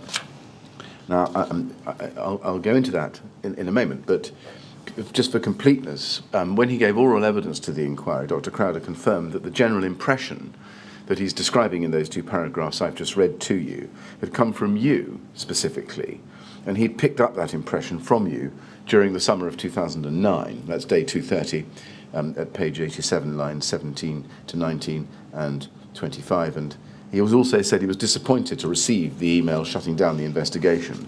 That's day 230, page 17, lines 1 to 4. Question, having given you that to digest, had you formed the view by the 28th of July 2009 that the Lakanal House incident was simply a matter of non-compliance with approved document B? As I said, it's a very complex incident, and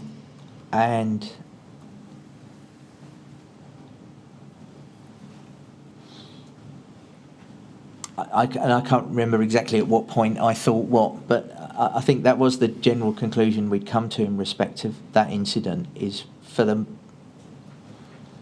most part, if not entirely, it was an issue of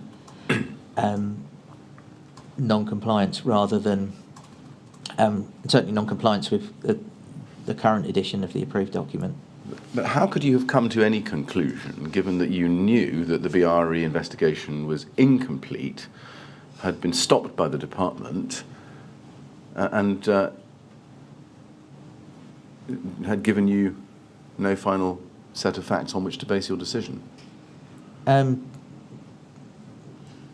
Probably from whatever other information we were finding out from London Fire Brigade at the time. Well, what was that? I can't. I'm sorry. It's really difficult to place in time what I knew at different points in time. But I guess we gradually gleaned more information, and eventually the inquest itself provided more information. Can we go to BRE 3043744? This is some emails between you and David Crowder in November 2009. And if we go to page 1, second email down on page 1, you can see that David Crowder writes to you, and the topic is Lakanal House. And he says, Brian, would you mind giving me a call as soon as is convenient?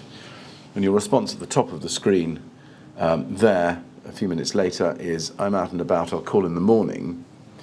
Now, at that stage, so this is mid-November 2009, I think it's right, isn't it, that, he certainly says so, that he was acting on behalf of the Metropolitan Police Service and the LFB in the Lakanal investigation. That sounds right, yes. It's his statement at paragraph 5b in his second statement, BRE 3043716, page 2. Question for you, did you call him back the next morning? I haven't got a clue. Right. Do you know why he had wanted you to call him? No. Do you remember what you discussed? No. Now, we know from the evidence of Dr. Crowder that he had been commissioned by the LFB, and the date matters, on the 17th of November 2009, so the day before his email of the 18th, to carry out standard tests on sample panels taken from Lakanal House. We get that from his second statement to paragraph 5c. Does that help you with why he was calling, or what you discussed, if you discussed anything? I can't be sure.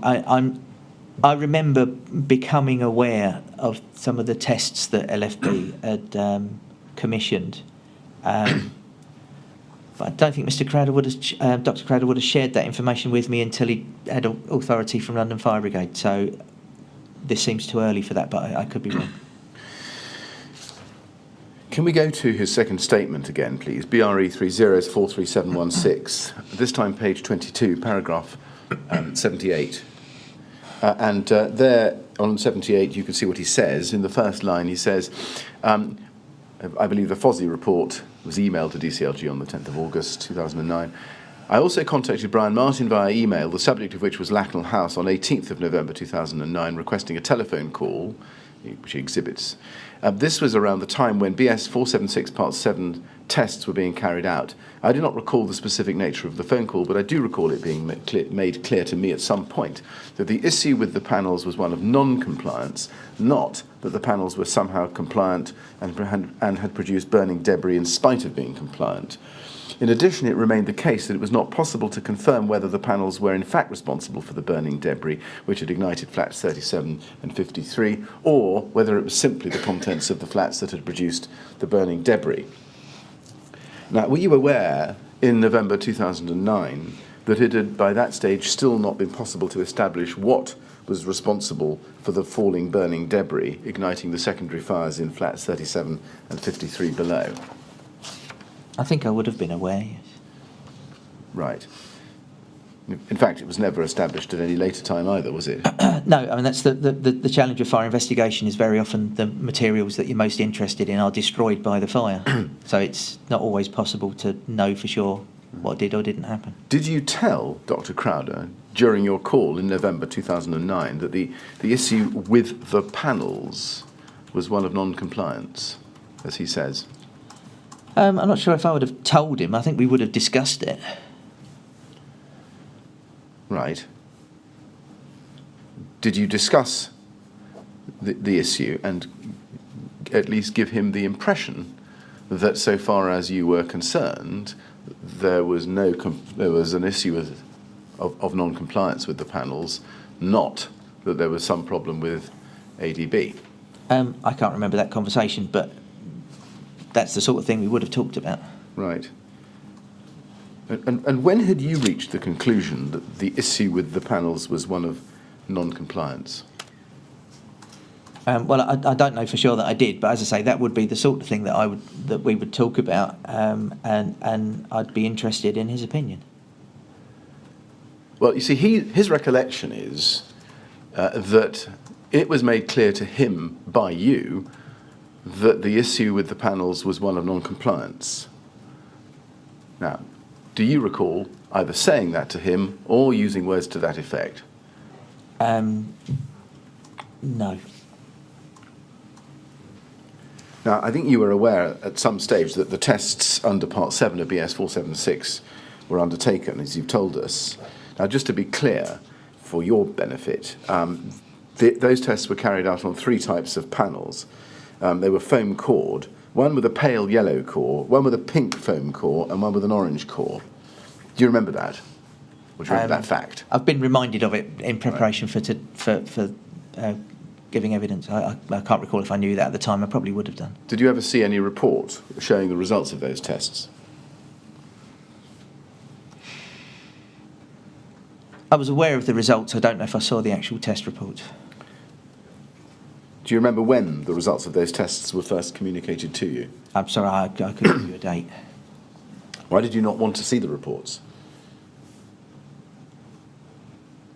If you didn't see them, why didn't you ask for them?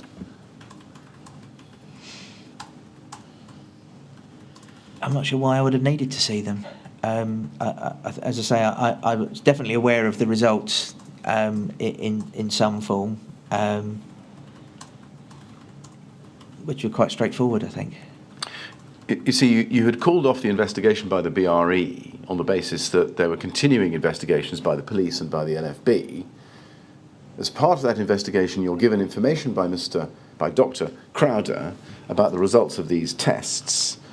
Why didn't you want to know the results of those tests so as to be able to answer the critical question, was Lakanal compliant or not? And if it was, how come? Well, I did know the results. That's what I've just said. I just didn't see the test report.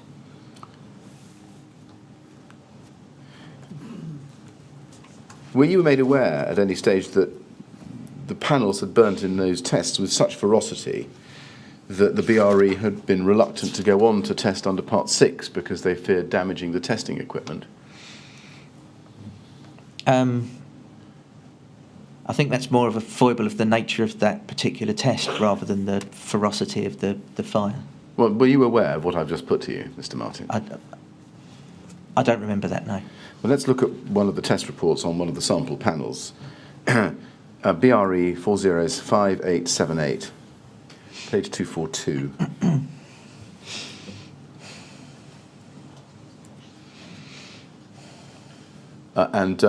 This has a title at the top, as you can see, Surface Spread of Flame Test to BS 476, Part 7, 1997. The actual test result, the actual report starts at page 238, dated the 11th of December 2009, prepared for BRE Global by somebody called Potter, approved by Debbie Smith, Dr. Debbie Smith. And if we go, please, to page 242, as we can see, you've got the statistics and the observations. And under observations at paragraph 4.2, you can see line 1, all incandescent spalling was visible throughout all test runs. Just would you tell us, for everyone's benefit, what the word spalling means? Bits of material coming off of the surface. Yes.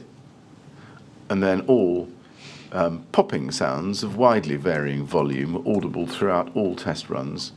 And then all, line 3, specimens were flaming strongly at the end of all test runs.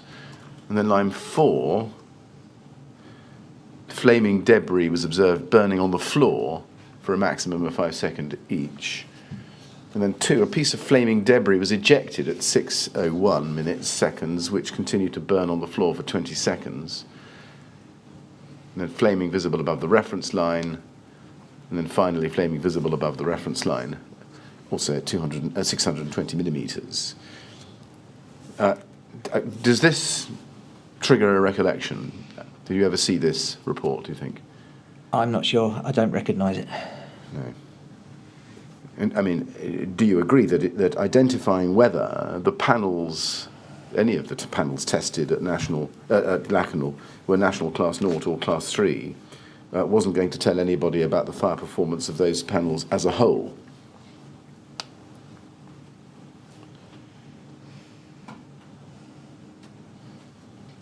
It's only part of the story, I accept that. Yeah. Do you remember when you first learnt that the foam core of the window panels was considered by the BRE to be a PIR or a PUR foam? I'm not sure when I found that out, but as I said earlier, I was under the impression that it was a thermosetting plastic, which is what they are. Yeah. And indeed, there's a reference, as we saw in the 16th of August 2009 report, to polymeric foam. We saw that. Yes. Yes. Did you give any consideration at this stage, and this is before the inquest, so either in December 2009 or later, that to the fact that the insulation was combustible PIR or PUR foam?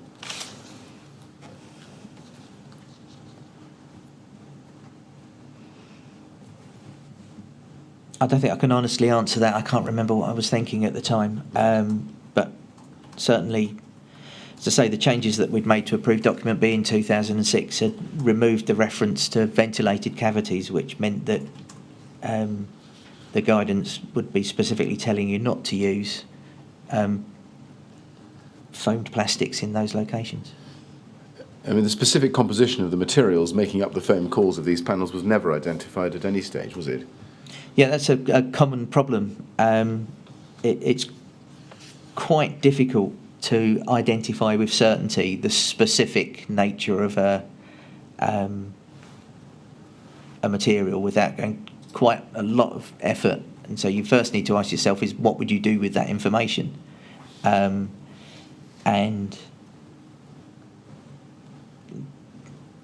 it probably wouldn't have made a lot of difference whether you'd known which particular, beyond knowing that it's a thermosetting foam, there wouldn't be much benefit in knowing specifically which one. Is it not important to know whether it's PIR or PUR or phenolic within the family of thermosetting insulants? No, I don't think it would have been particularly useful information. Right. Can we take it that you didn't give any further consideration to investigating further or asking the BRE to investigate the precise nature of these foam insulants? No, I mean it's clear that it was a thermosetting foam. The way that they burn was something which the fire science community had quite a lot of information on. Well, the reason I ask the question is because although they may be treated as a family as combustible, they may melt or drip in different ways. And well, they're thermoset, so they don't melt or drip. They tend to char and spoil sometimes. Right. Dripping is what you get from a thermoplastic. Yes. All right. But burning, falling debris, the creation of burning, falling debris. It's quite a different behaviour. But you would need to, that's the point, isn't it? You'd need to know whether it was PIR or PUR or phenolic to know or to assess the fire safety implications of the panels as a whole, particularly having regard to the downward fire spread as observed at Lakanal. No. You don't agree with that? No. Well, so they all behave the same, do they? Near enough, yes. For in terms of what you needed to know, there's a big difference between thermoplastics and thermosets in terms of the way they behave in fire. In terms of the differences between different forms of thermosetting plastic, the differences are certainly for this purpose it would be pretty much academic, I think.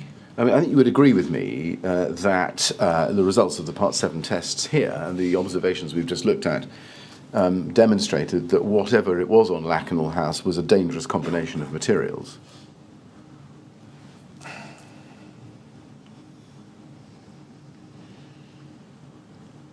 Well, it confirms that it's a combustible insulation material, definitely not a material of limited combustibility, and the way it's behaving sounds like a thermosetting foam. Right.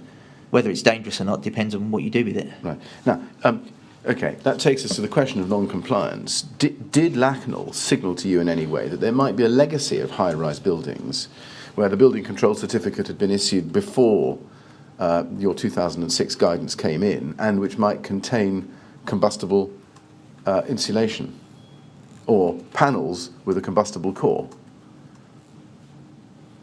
I think that is a fair question. I think we were focused on what changes we might or might not need to make to building regulations. So we were looking at what do the building regulations say here, and the guidance had been changed such that this type of insulation shouldn't be used in the external walls of tall buildings. Right. I don't think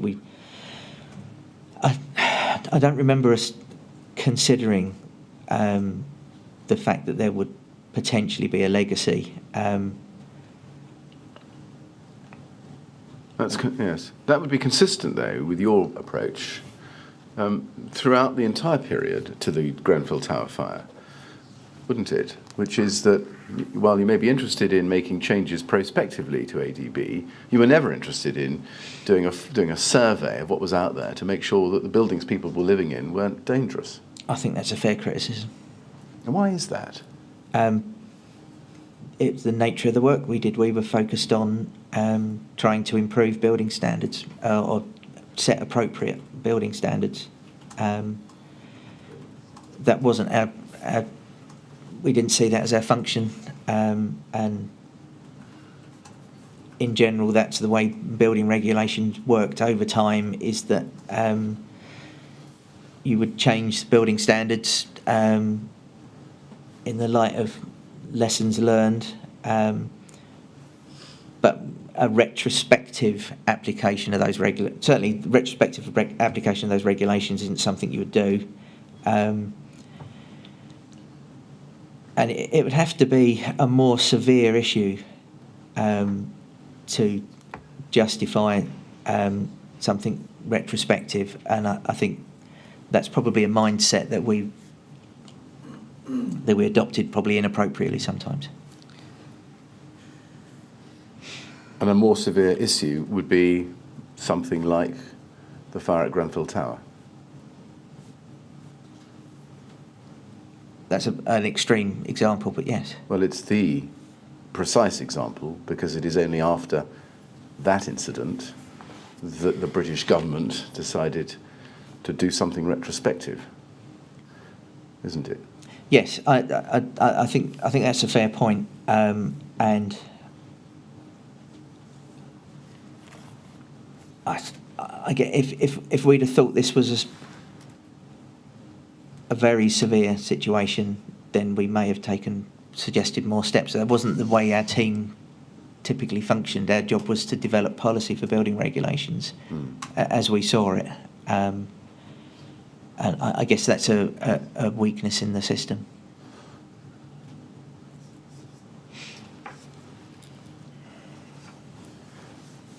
And does it explain why, so far as we know, and tell me if this is wrong, you never thought to alert Anthony Bird to conduct some sort of survey or alert Louise Upton to alert building owners in turn so that they could beef up their fire protection and prevention measures under the RRO in blocks containing these kinds of panels, whether or not they were compliant? Well, I mean, I certainly didn't raise that. At that time, the Chief Fire and Rescue Advisors Unit did have some expertise in the subject area, and they were aware of these results too, and that I guess that would have fallen to them. And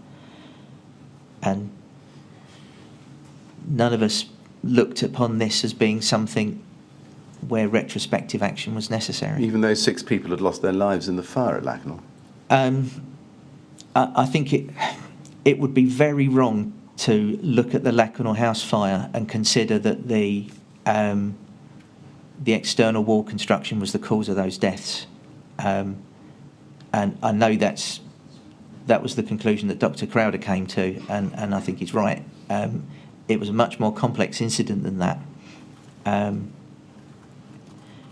And the issues that were probably more significant related to the failure of the internal fire protection and compartmentation, such as the issue with the staircases that I mentioned earlier on. Now, let's go to Dr. Crowder's final report to the Metropolitan Police into the Lakanal House fire. It's dated the 11th of May 2012, and we find it at BRE 405881.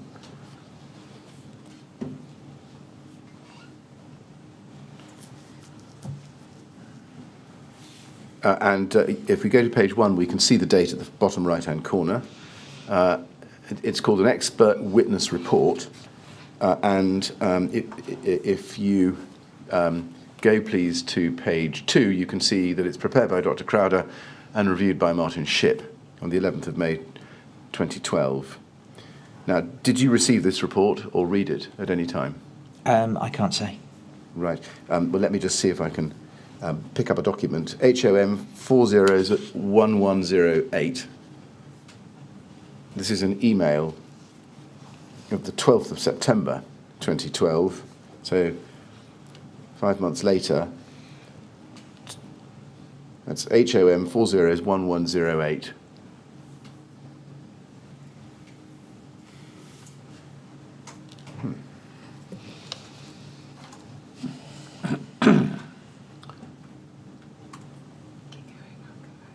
I'll come back to it later if I need to. Let's go to page 97 of this document. And you can see here, let's see if this triggers a recollection. At this section, Dr. Crowder is commenting on what Nick Coop, the Symphony Windows manager, has said in his witness statement to the inquest. Now, Nick Coop, or Symphony Windows, had supplied the window panels for the refurbishment at Lakanal. And if we go on in this section to page 99, paragraph 552, Nick Coop says this in his witness statement, paragraph 3.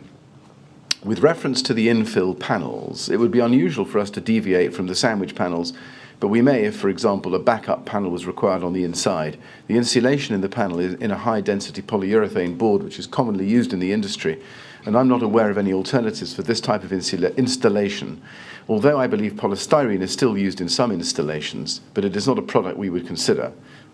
It is my understanding that polyurethane insulation meets recognised standards of fire safety. Were you aware of that evidence at any time?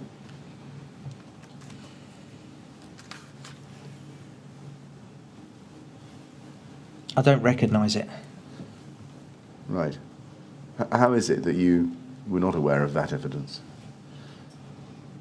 Was that not ever brought to your attention? I can't say. It may have been, and I've forgotten it, but I don't recognise this text. Right. Did you have any evidence at any time to suggest that the type of board Nick Coop is referring to here was not commonly used in the industry at the time? I guess I wouldn't have known one way or the other, but I think it was something that we later raised with the registration schemes for window installers to try and get them to address compliance issues. Let's go then to HOM 401106. This is a note of a meeting on the 18th of January 2011 at Eland House, attended by you and by David Kennett, Paul Jenkins and Stuart Reeves of the LFB and Damien Walsh of the Met. Do you remember that meeting? I do have some recollection of it, yes. Right. Do you remember how it had come about? I think so. London Fire Brigade had employed an advisor. I think that's who Adrian Prest is, on building regulations, and he suggested that requirement B4 didn't address external fire spread to them, which that was not their understanding of the building regulations, and they were asking for some advice on that point. From advice from you? Yeah. Right. Was this formal or informal advice? They asked to speak to me about an issue, and it was an important issue, so I said I'd help where I could. Right. I guess it's formal on some level. Right. How did that fit with the instruction that you told us about over the course of your evidence previously, that as an official you were required not to provide an advice or an opinion? Oh, I see what you're saying.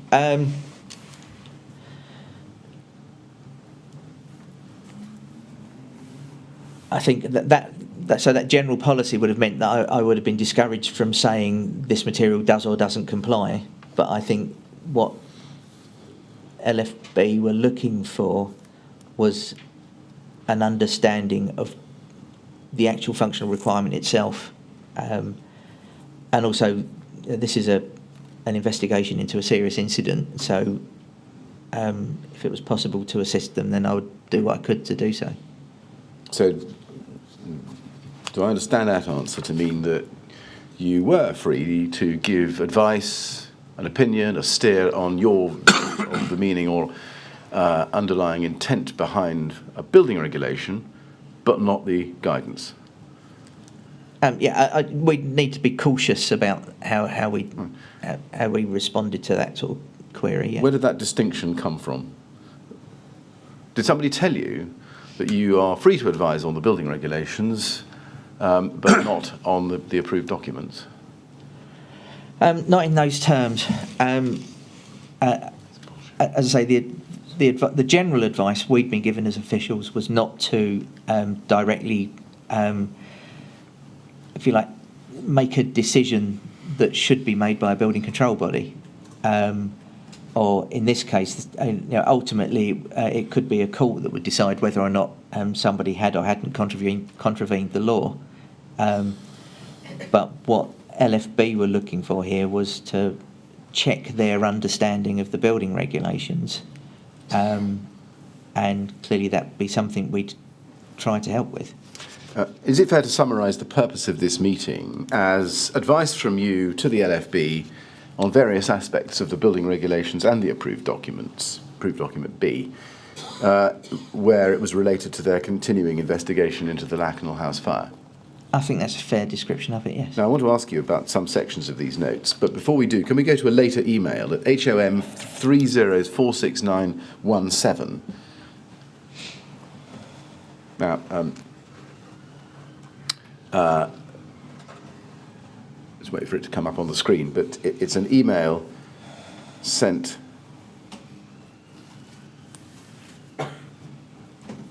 right.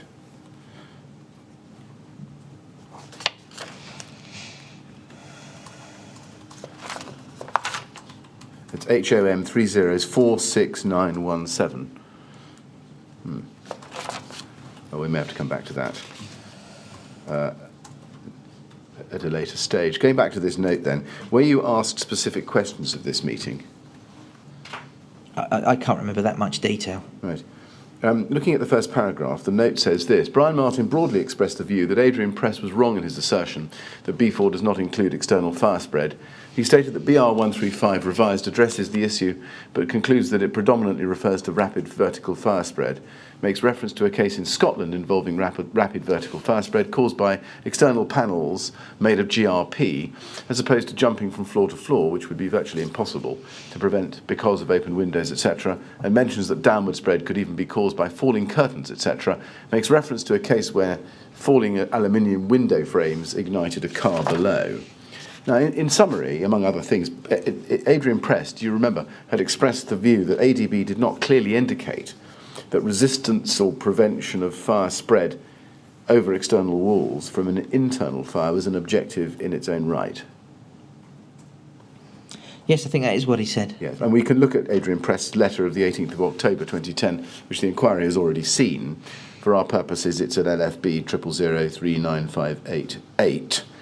Or LFB 000395545, put to Dan Daly on day 183. But your answer is yes. And at that stage, had Adrian Prest's views on the functional requirements on B4 caused you any concern in relation to a possible lack of clarity about the way in which those requirements were expressed?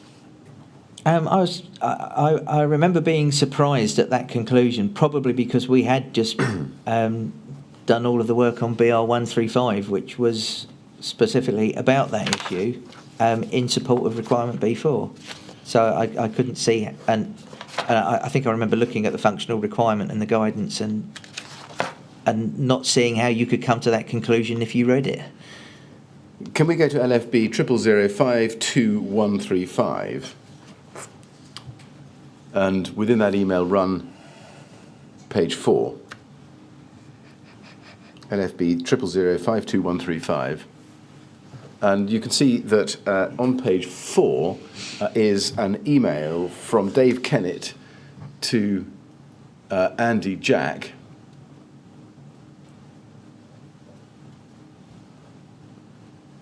It's the very. You don't need to go back to the bottom of page 3. It just says David Kennett, but you can see the signatory a quarter of the way down your screen, and he says this. And it's sent to Andy Jack and a group of other people within the LFB, whose names will be familiar, at least to the panel, I think. And he says this, only to add that in 2010 we engaged Adrian Press to advise us on interpretation of B4. Adrian had been head of BC for several local authorities.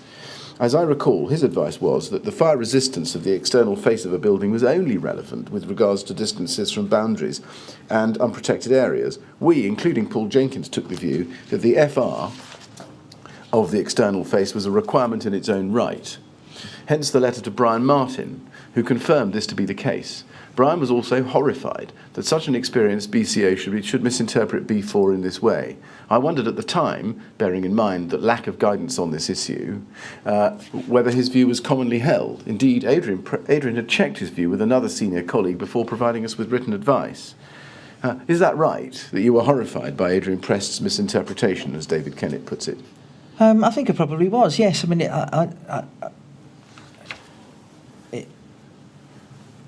I found it difficult to reconcile that opinion with what the guidance said. I thought it was the objective is clear. Did you at any time carry out any inquiries, even informal inquiries, to find out whether others in the building control industry, or industry more widely, held the views which aligned with Adrian Prest's and which were therefore horrifyingly wrong?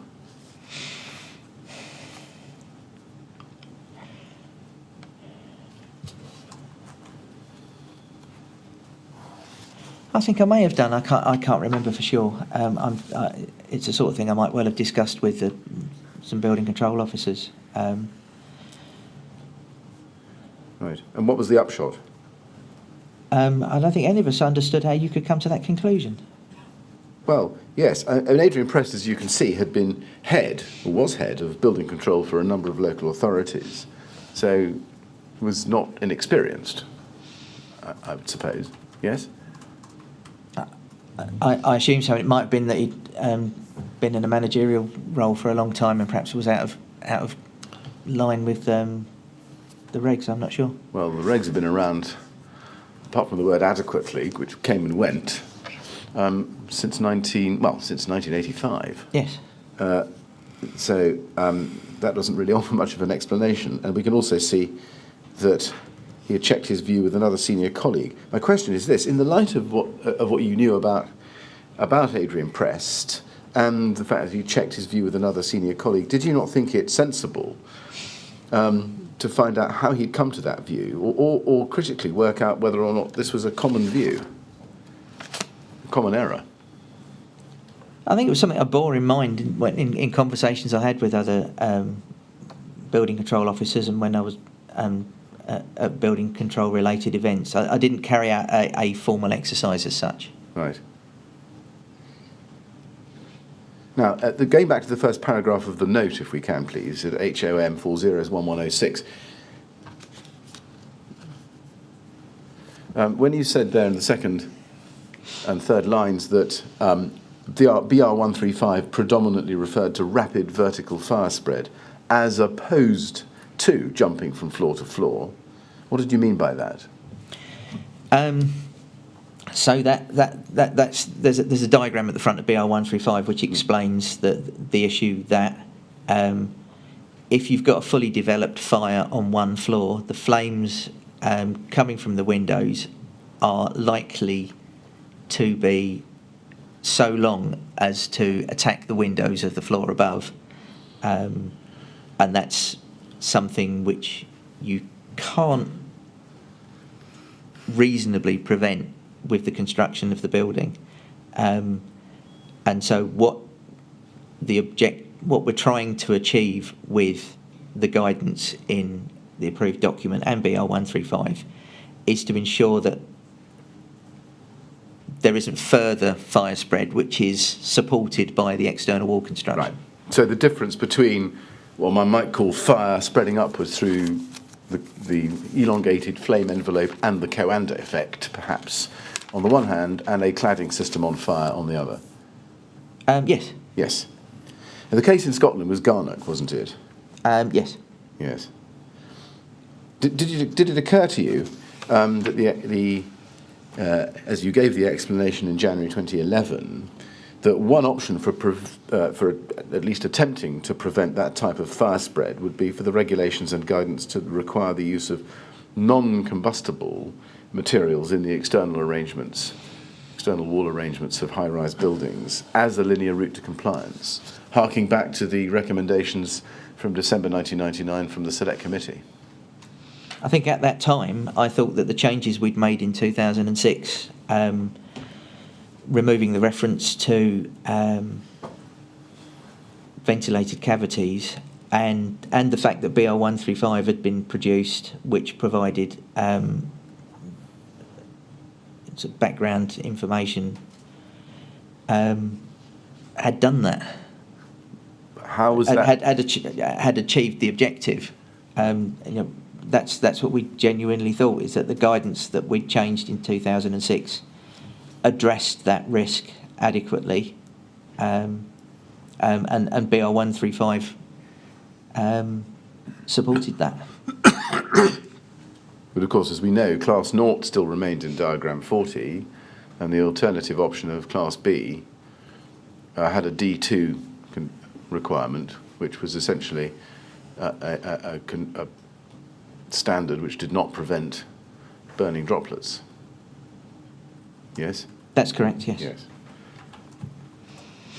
So it hadn't arrived at the position whereby non-combustible materials would be used in the external wall arrangements over 18 metres. Not wholly non-combustible, no. That's as we've discussed. That's something which we'd looked at as part of the 2006 review. Yes. We can see in the paragraph I've just read to you that it refers to falling curtains as potentially responsible for the falling debris. Why did you say that? I can't remember exactly what I was thinking at the time of this meeting, but it's a fact that material from fires sometimes falls out of windows. Yes, indeed. But why did you not also discuss the possibility that the falling burning debris could have come from the combustible external window panels themselves, as we saw recorded in the 16th of August 2009 BRE report, the last? I imagine we would have talked about that. Otherwise, we wouldn't have talked about the curtains. I think it's just this note may not have picked that up. Looking at the second paragraph, it says this: states that insulation above 18 metres should be of limited combustibility, and that the original specified aluminium panels would have been Class 0 on the surface, but the insulation may not have been. Also notes that aluminium has not always proved reliable during intense heat. What did it mean when it says there that the original specified aluminium panels would have been Class 0 on the surface, but the insulation may not have been? May not have been what?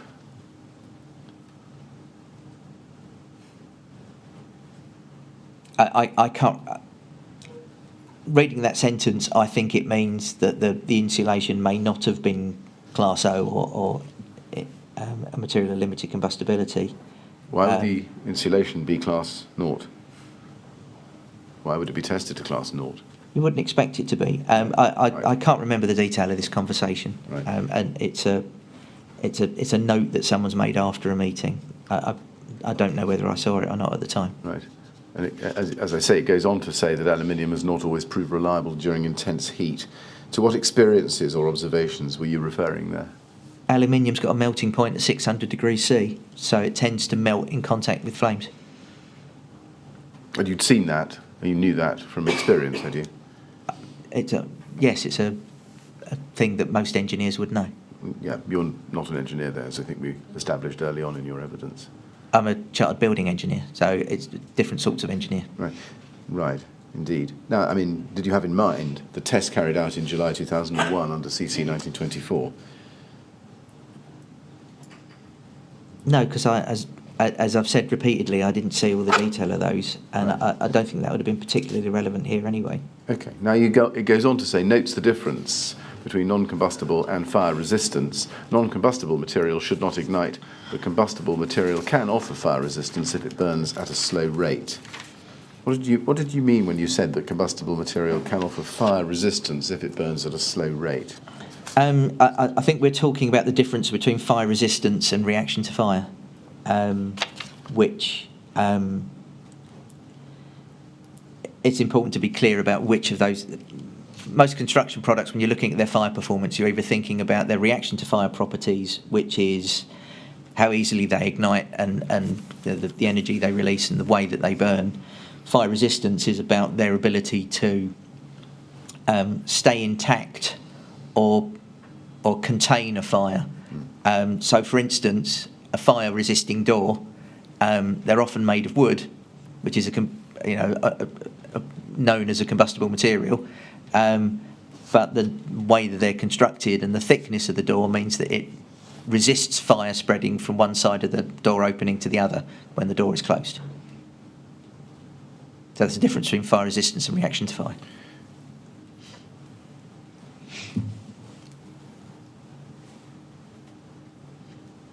And was that a difference that you consider that Mr. Prest understood or not?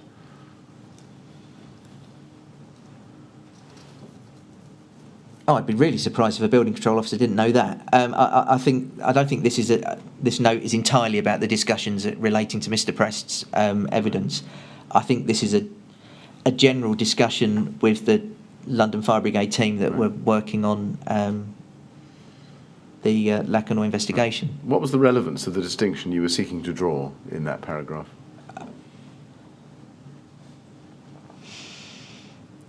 I can't be certain this is what we were talking about at that time. This was a meeting that's quite some time ago, but certainly one of the issues that was discussed and was considered at the inquest was that these panels burnt through, and that was to some extent an issue that had been looked at, and so the panels burning through is a question of fire resistance, whereas the panels being on fire is a question of reaction to fire. Now, let's go to the bottom of page... I'm so sorry. Let's go to LFB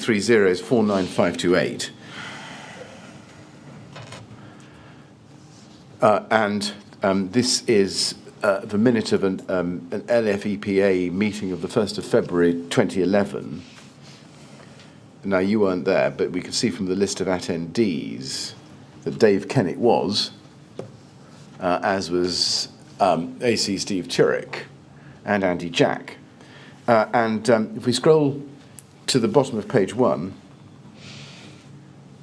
so this is about 2 weeks after the meeting you'd had with Dave Kennett at Eland House, and if we go to the bottom of page 1, under the heading Enforcement, it says this: Dave Kennett reported that he, Andy Jack, GM Paul Jenkins and police representatives had met with Brian Martin to discuss with the issues raised by Adrian Prest. Brian Martin did not concur with Adrian Prest's views on external fire spread and the building regulations, and suggested that LFB write to him rather than the Secretary of State with a series of questions to get a formal view.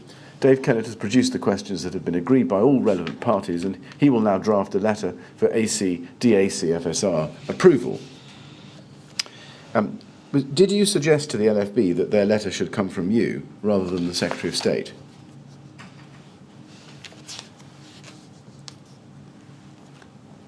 I think I might have done. I think it was just.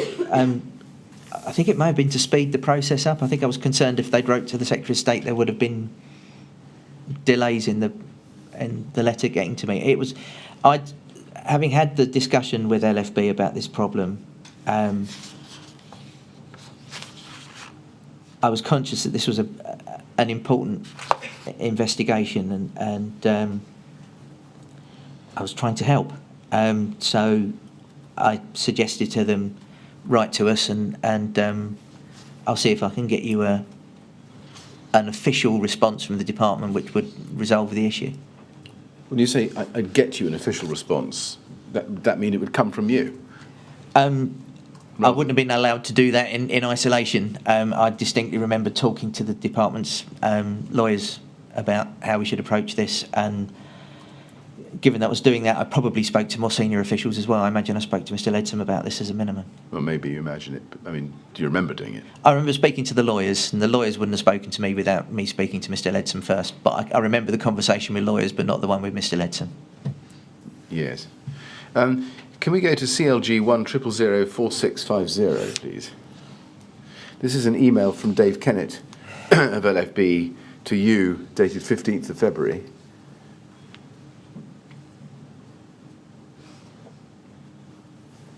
(2011), so 2 weeks or so after the meeting, the minutes of which we've just seen. And he says, Brian, attached is a copy of the formal letter. Would you like me also to send you a hard copy? And if we go to the attachment, we can see this. It's CLG 100004651. It's dated the 14th of February 2011, addressed to you at the department. It's written by Steve Turek, as you can see from the bottom of your screen. And we don't need to go through it all, because we'll come back to the questions when we look at your response. We know that you sent your response to this letter by email to Dave Kennett on the 23rd of February 2011.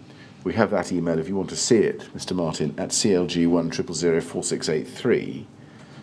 And we know also that you discussed the draft with your colleagues, Steve Kelly and Anthony Bird, before the letter was finalised.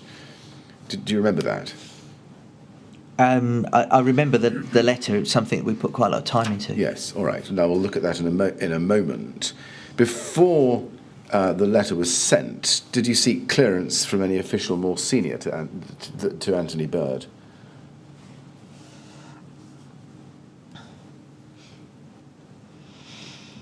I can't honestly remember. I know that we cleared it with the department's legal team, which suggests to me that we probably did go higher up the ladder, but I can't remember. Do you remember seeking ministerial approval for it? I don't think so. Now, can we go then to the letter? CLG 100004684.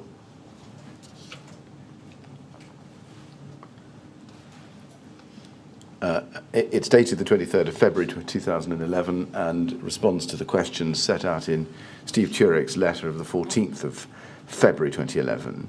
If we look first, please, at the second paragraph on page 1, you say this: "You will appreciate that I cannot give a definitive determination of the law, as this is a matter of the courts. However, I hope the following responses to your questions are of assistance. I've answered your questions in relation to approved document B, volume 2, buildings other than dwelling houses, based on the current 2006 edition, which took effect in April 2007. You may need to check that this edition is relevant to any building work that may have taken place. I would also remind you," you go on, "that the approved documents do not provide the only way to comply with the requirements of the building regulations. The legal status of the approved documents is set out in Section 7 of the Building Act 1984, and my comments in relation to the approved document should be considered in this context." Why did you base your answers to these questions that you've been asked on the 2006 edition of the approved document? As I remember it, we discussed this with London Fire Brigade, or I discussed this with London Fire Brigade, and they asked us to refer to the 2006 edition. Why? I can't remember now. Why did you agree to? Well, I agreed to do it because we were trying to help them, and having discussed it with them, I distinctly remember having a conversation with someone from LFB about how do you want us to approach the question of different approved documents applying to different aspects of the work that had been done to the building,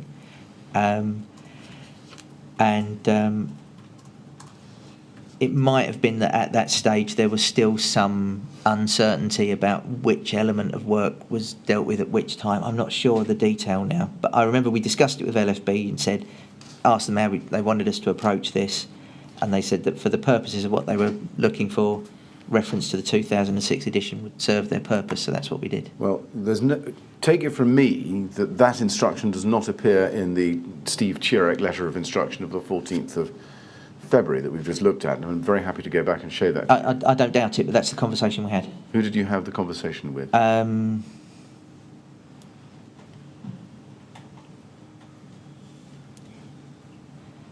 think it was whoever was leading on the investigation. I think it was, is it Mr. Kennett? I can't remember the exact name now, but I definitely remembered speaking to the person at LFB that was leading on that investigation.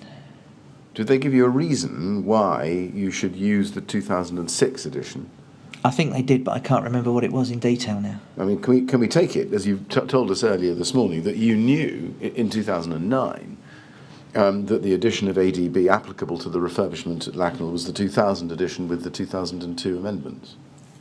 I think that was my understanding. I suppose knowing is a different question, but I was confident it wasn't the 2006 edition. But as I say, that's the approach.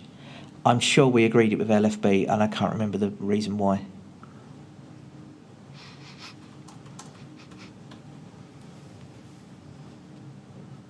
Right.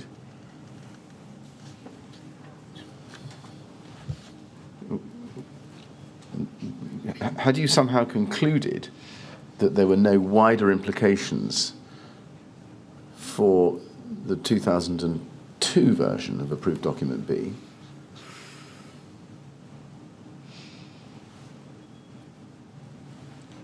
I don't think that's what I was thinking about at the time. I think I was just trying to help LFB out with this specific problem that they had, and having discussed it with them, we'd agreed to refer to the 2006 edition. Right. Did you tell them that, so far as you were aware, it wasn't the 2006 edition that applied to the relevant refurbishment at Lakanal, but the earlier version? I think they were well aware of that. They'd spent quite a lot of time investigating this incident.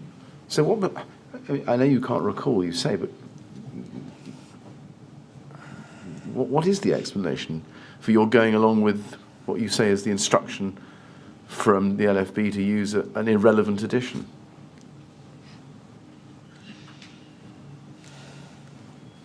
I'm sorry, I can remember the conversation, but I can't remember the detail of it. But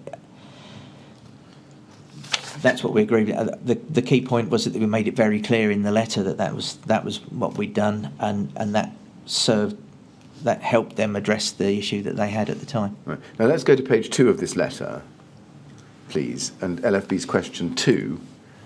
We can see the questions are set out here for convenience, so we don't need to go back to the 14th of February letter from Steve Turek. The question reads as follows: please confirm whether or not the building regulations and approved document B recognises that rapid fire spread over the external envelope of a building may make fire service intervention more difficult, and therefore the combustibility of the external envelope should be controlled. Now your response below that is this: the guidance set out in diagram 40 is more onerous for walls above 18 metres in height. Whilst there is no reference to fire service intervention in this part of the guidance, the 18-metre dimension is widely regarded as the maximum height at which the fire service can attack a fire externally. This principle is discussed in paragraph 17.1 onwards. Now, first of all, if you look at the question 2, which I've read to you, the question you're asked is about control of combustibility on the external envelope of the building, isn't it?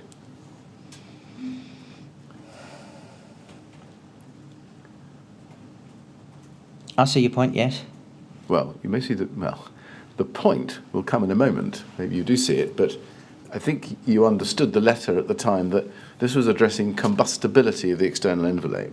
So the question is, why are you referring the LFB to diagram 40 to answer a question about combustibility?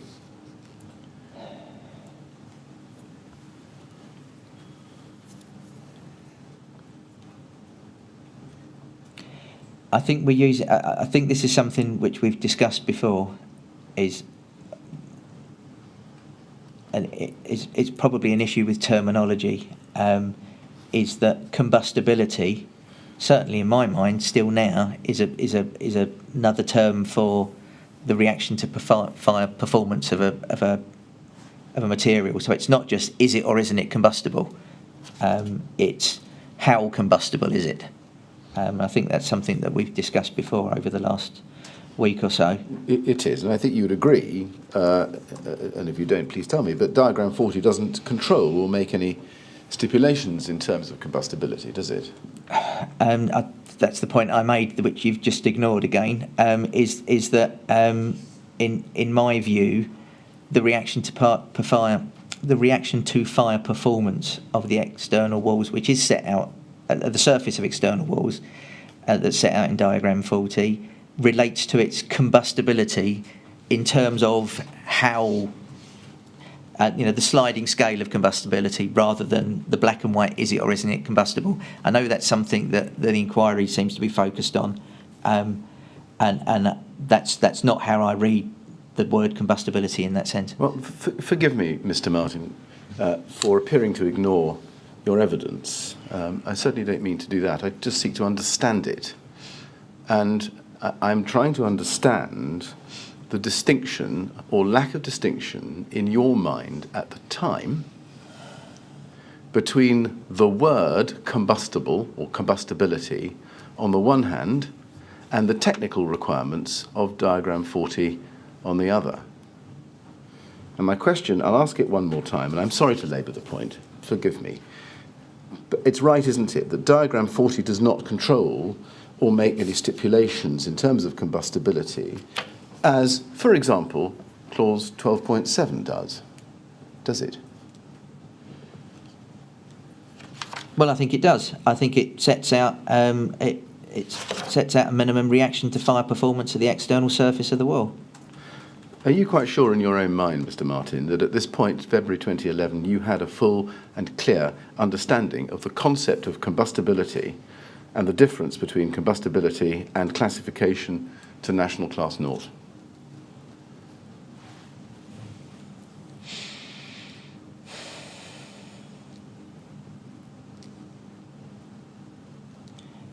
In my view at the time, and I think my view now, is that when I'm talking about combustibility in its general sense, I would include a classification such as Class O. Of course, as But we it know, doesn't tell you whether it's combustible or not in terms of the definition of non-combustible. There isn't a definition of combustible, there's a definition of non-combustible, so you presume that anything.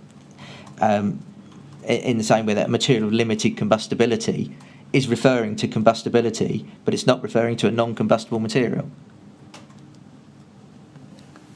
let's go to question 3.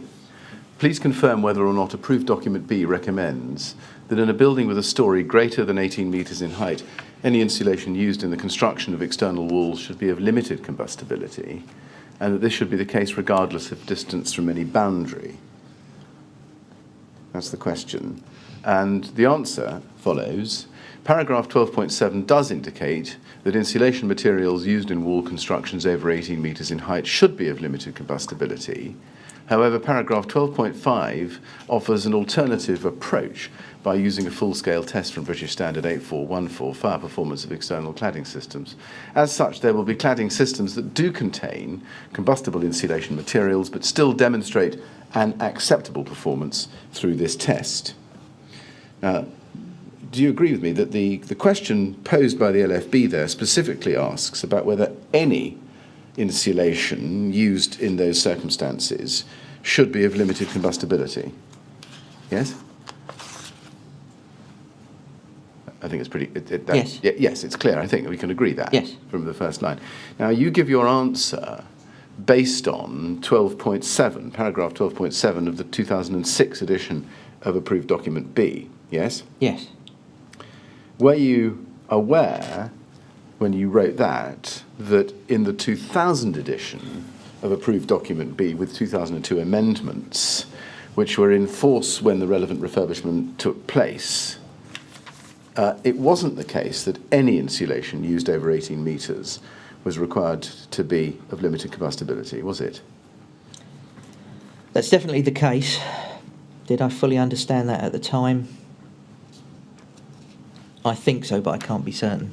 Indeed, I think, as we've been through in some detail in the history over the last few days, that the section at the time, which was section 13.7, did not require insulation to be of limited combustibility in an external facade of a building over 18 metres unless it was used in ventilated cavities. That's right. A point I think you've Yes. reminded me of this morning. And therefore you would have been well aware at the time, having yourself removed the words in ventilated cavities when drafting the amendments to the 2006 edition. Yes? Yes. And as we know, Lakanal House did not have a ventilated cavity system, did it? That's correct. And therefore, that tells us, doesn't it, and you would have known at the time, that PUR or PIR insulation was perfectly compliant for use over 18 metres on Lakanal House under the 2000 edition of the guidance? I think it's correct, yes. Yes. Did you explain that at any time to the LFB or the Metropolitan Police? I know that we discussed the fact that there were different editions of the approved document. I can't remember the detail of the conversation. I mean, they weren't ignorant of the provisions of the approved document. Quite the contrary. This was quite an experienced team of fire safety officers working for LFB. We were trying to give them sort of reinforce the points that they'd concluded themselves in a format that they thought would be useful for their purposes. Why did you think it would be useful for their purposes to base your answers on the 2006 edition, with which the Lakanal panels would not have been compliant in circumstances where they were compliant with the edition in force at the time of the refurbishment? Because as I recall it, that's what they asked me to do. But you can't remember the rationale? I not with any confidence, no.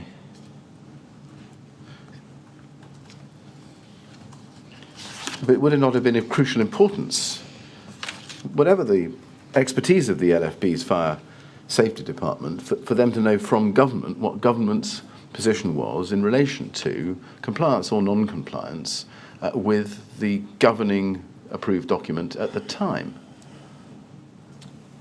Yes, and so that's something we discussed with them, and their view is that what they wanted from us was advice based on the 2006 edition. And so I can't remember why. That's what they asked us to do. We were trying to help them do their job, and that's what we did. The lack of any fire performance requirement in the relevant edition of approved document B for the foam insulation at Lakanal was also not something you mentioned, I think, at any time during your evidence at the inquest into the 6 deaths in March 2013. That's right, isn't it? I think you're right, yes. Yeah. Why is that? As I recall it, I was asked to answer some very specific questions by the inquest, which I'd received in writing in advance of attending, Yeah. and so that's what I did. Right. Did you consider the fact that the insulation used in the external wall arrangement of Lakanal House was in fact compliant with the provisions of approved document B in terms of its combustibility, exposed an obvious flaw in the 2002 edition of the approved document? We definitely concluded that in the process of drafting the 2006 edition. Yeah. Yes. So why not mention that to the coroner? As I say, I think I'd been asked to answer some quite specific questions, and not to stray into other areas. Did it occur to you that had that matter been made clear to the coroner, there may have been other questions for the department to answer?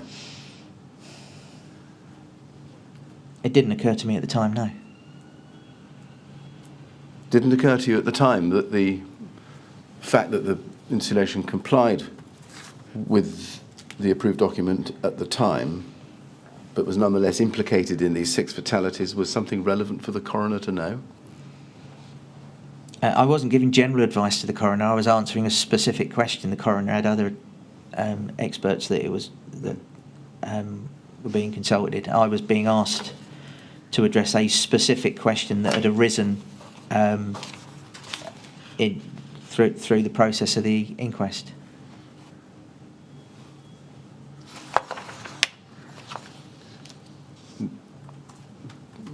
Now, we don't have a record of this matter or fact being mentioned at any time to the LFB or the Metropolitan Police or the coroner by David Crowder.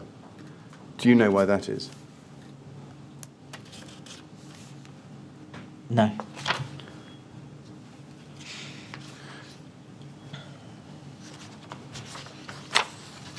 Mr. Chairman, can I just finish off on this letter? I know I'm looking at the time, but I am mid-letter and I've got Yes. about 5 minutes Well, left. it's not going to take you too long, is it? No, I don't think so. Yes, all right. If it does, I'll stop.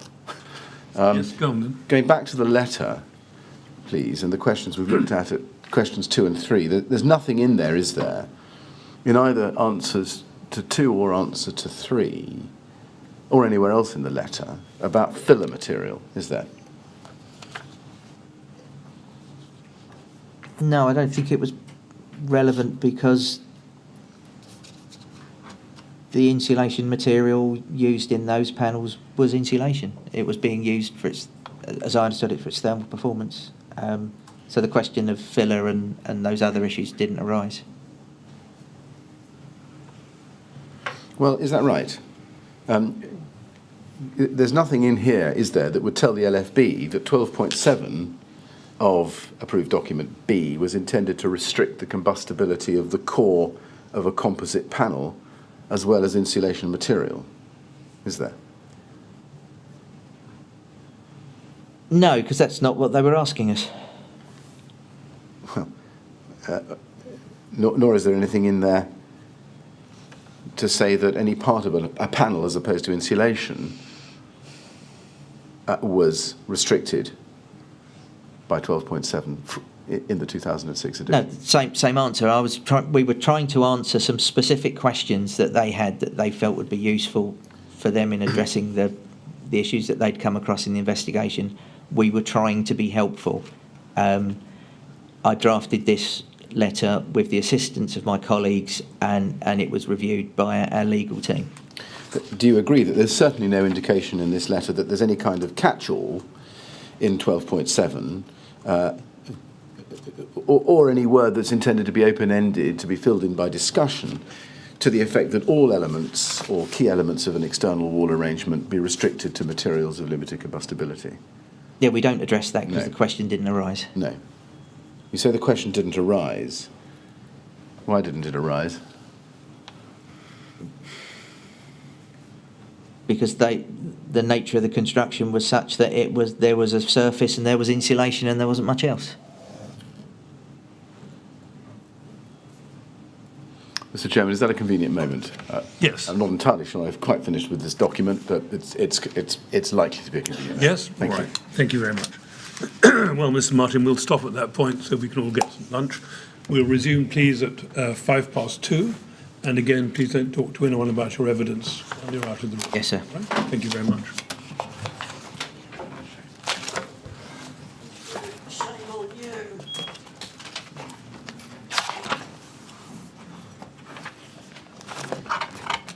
Thank you. 2:05, please.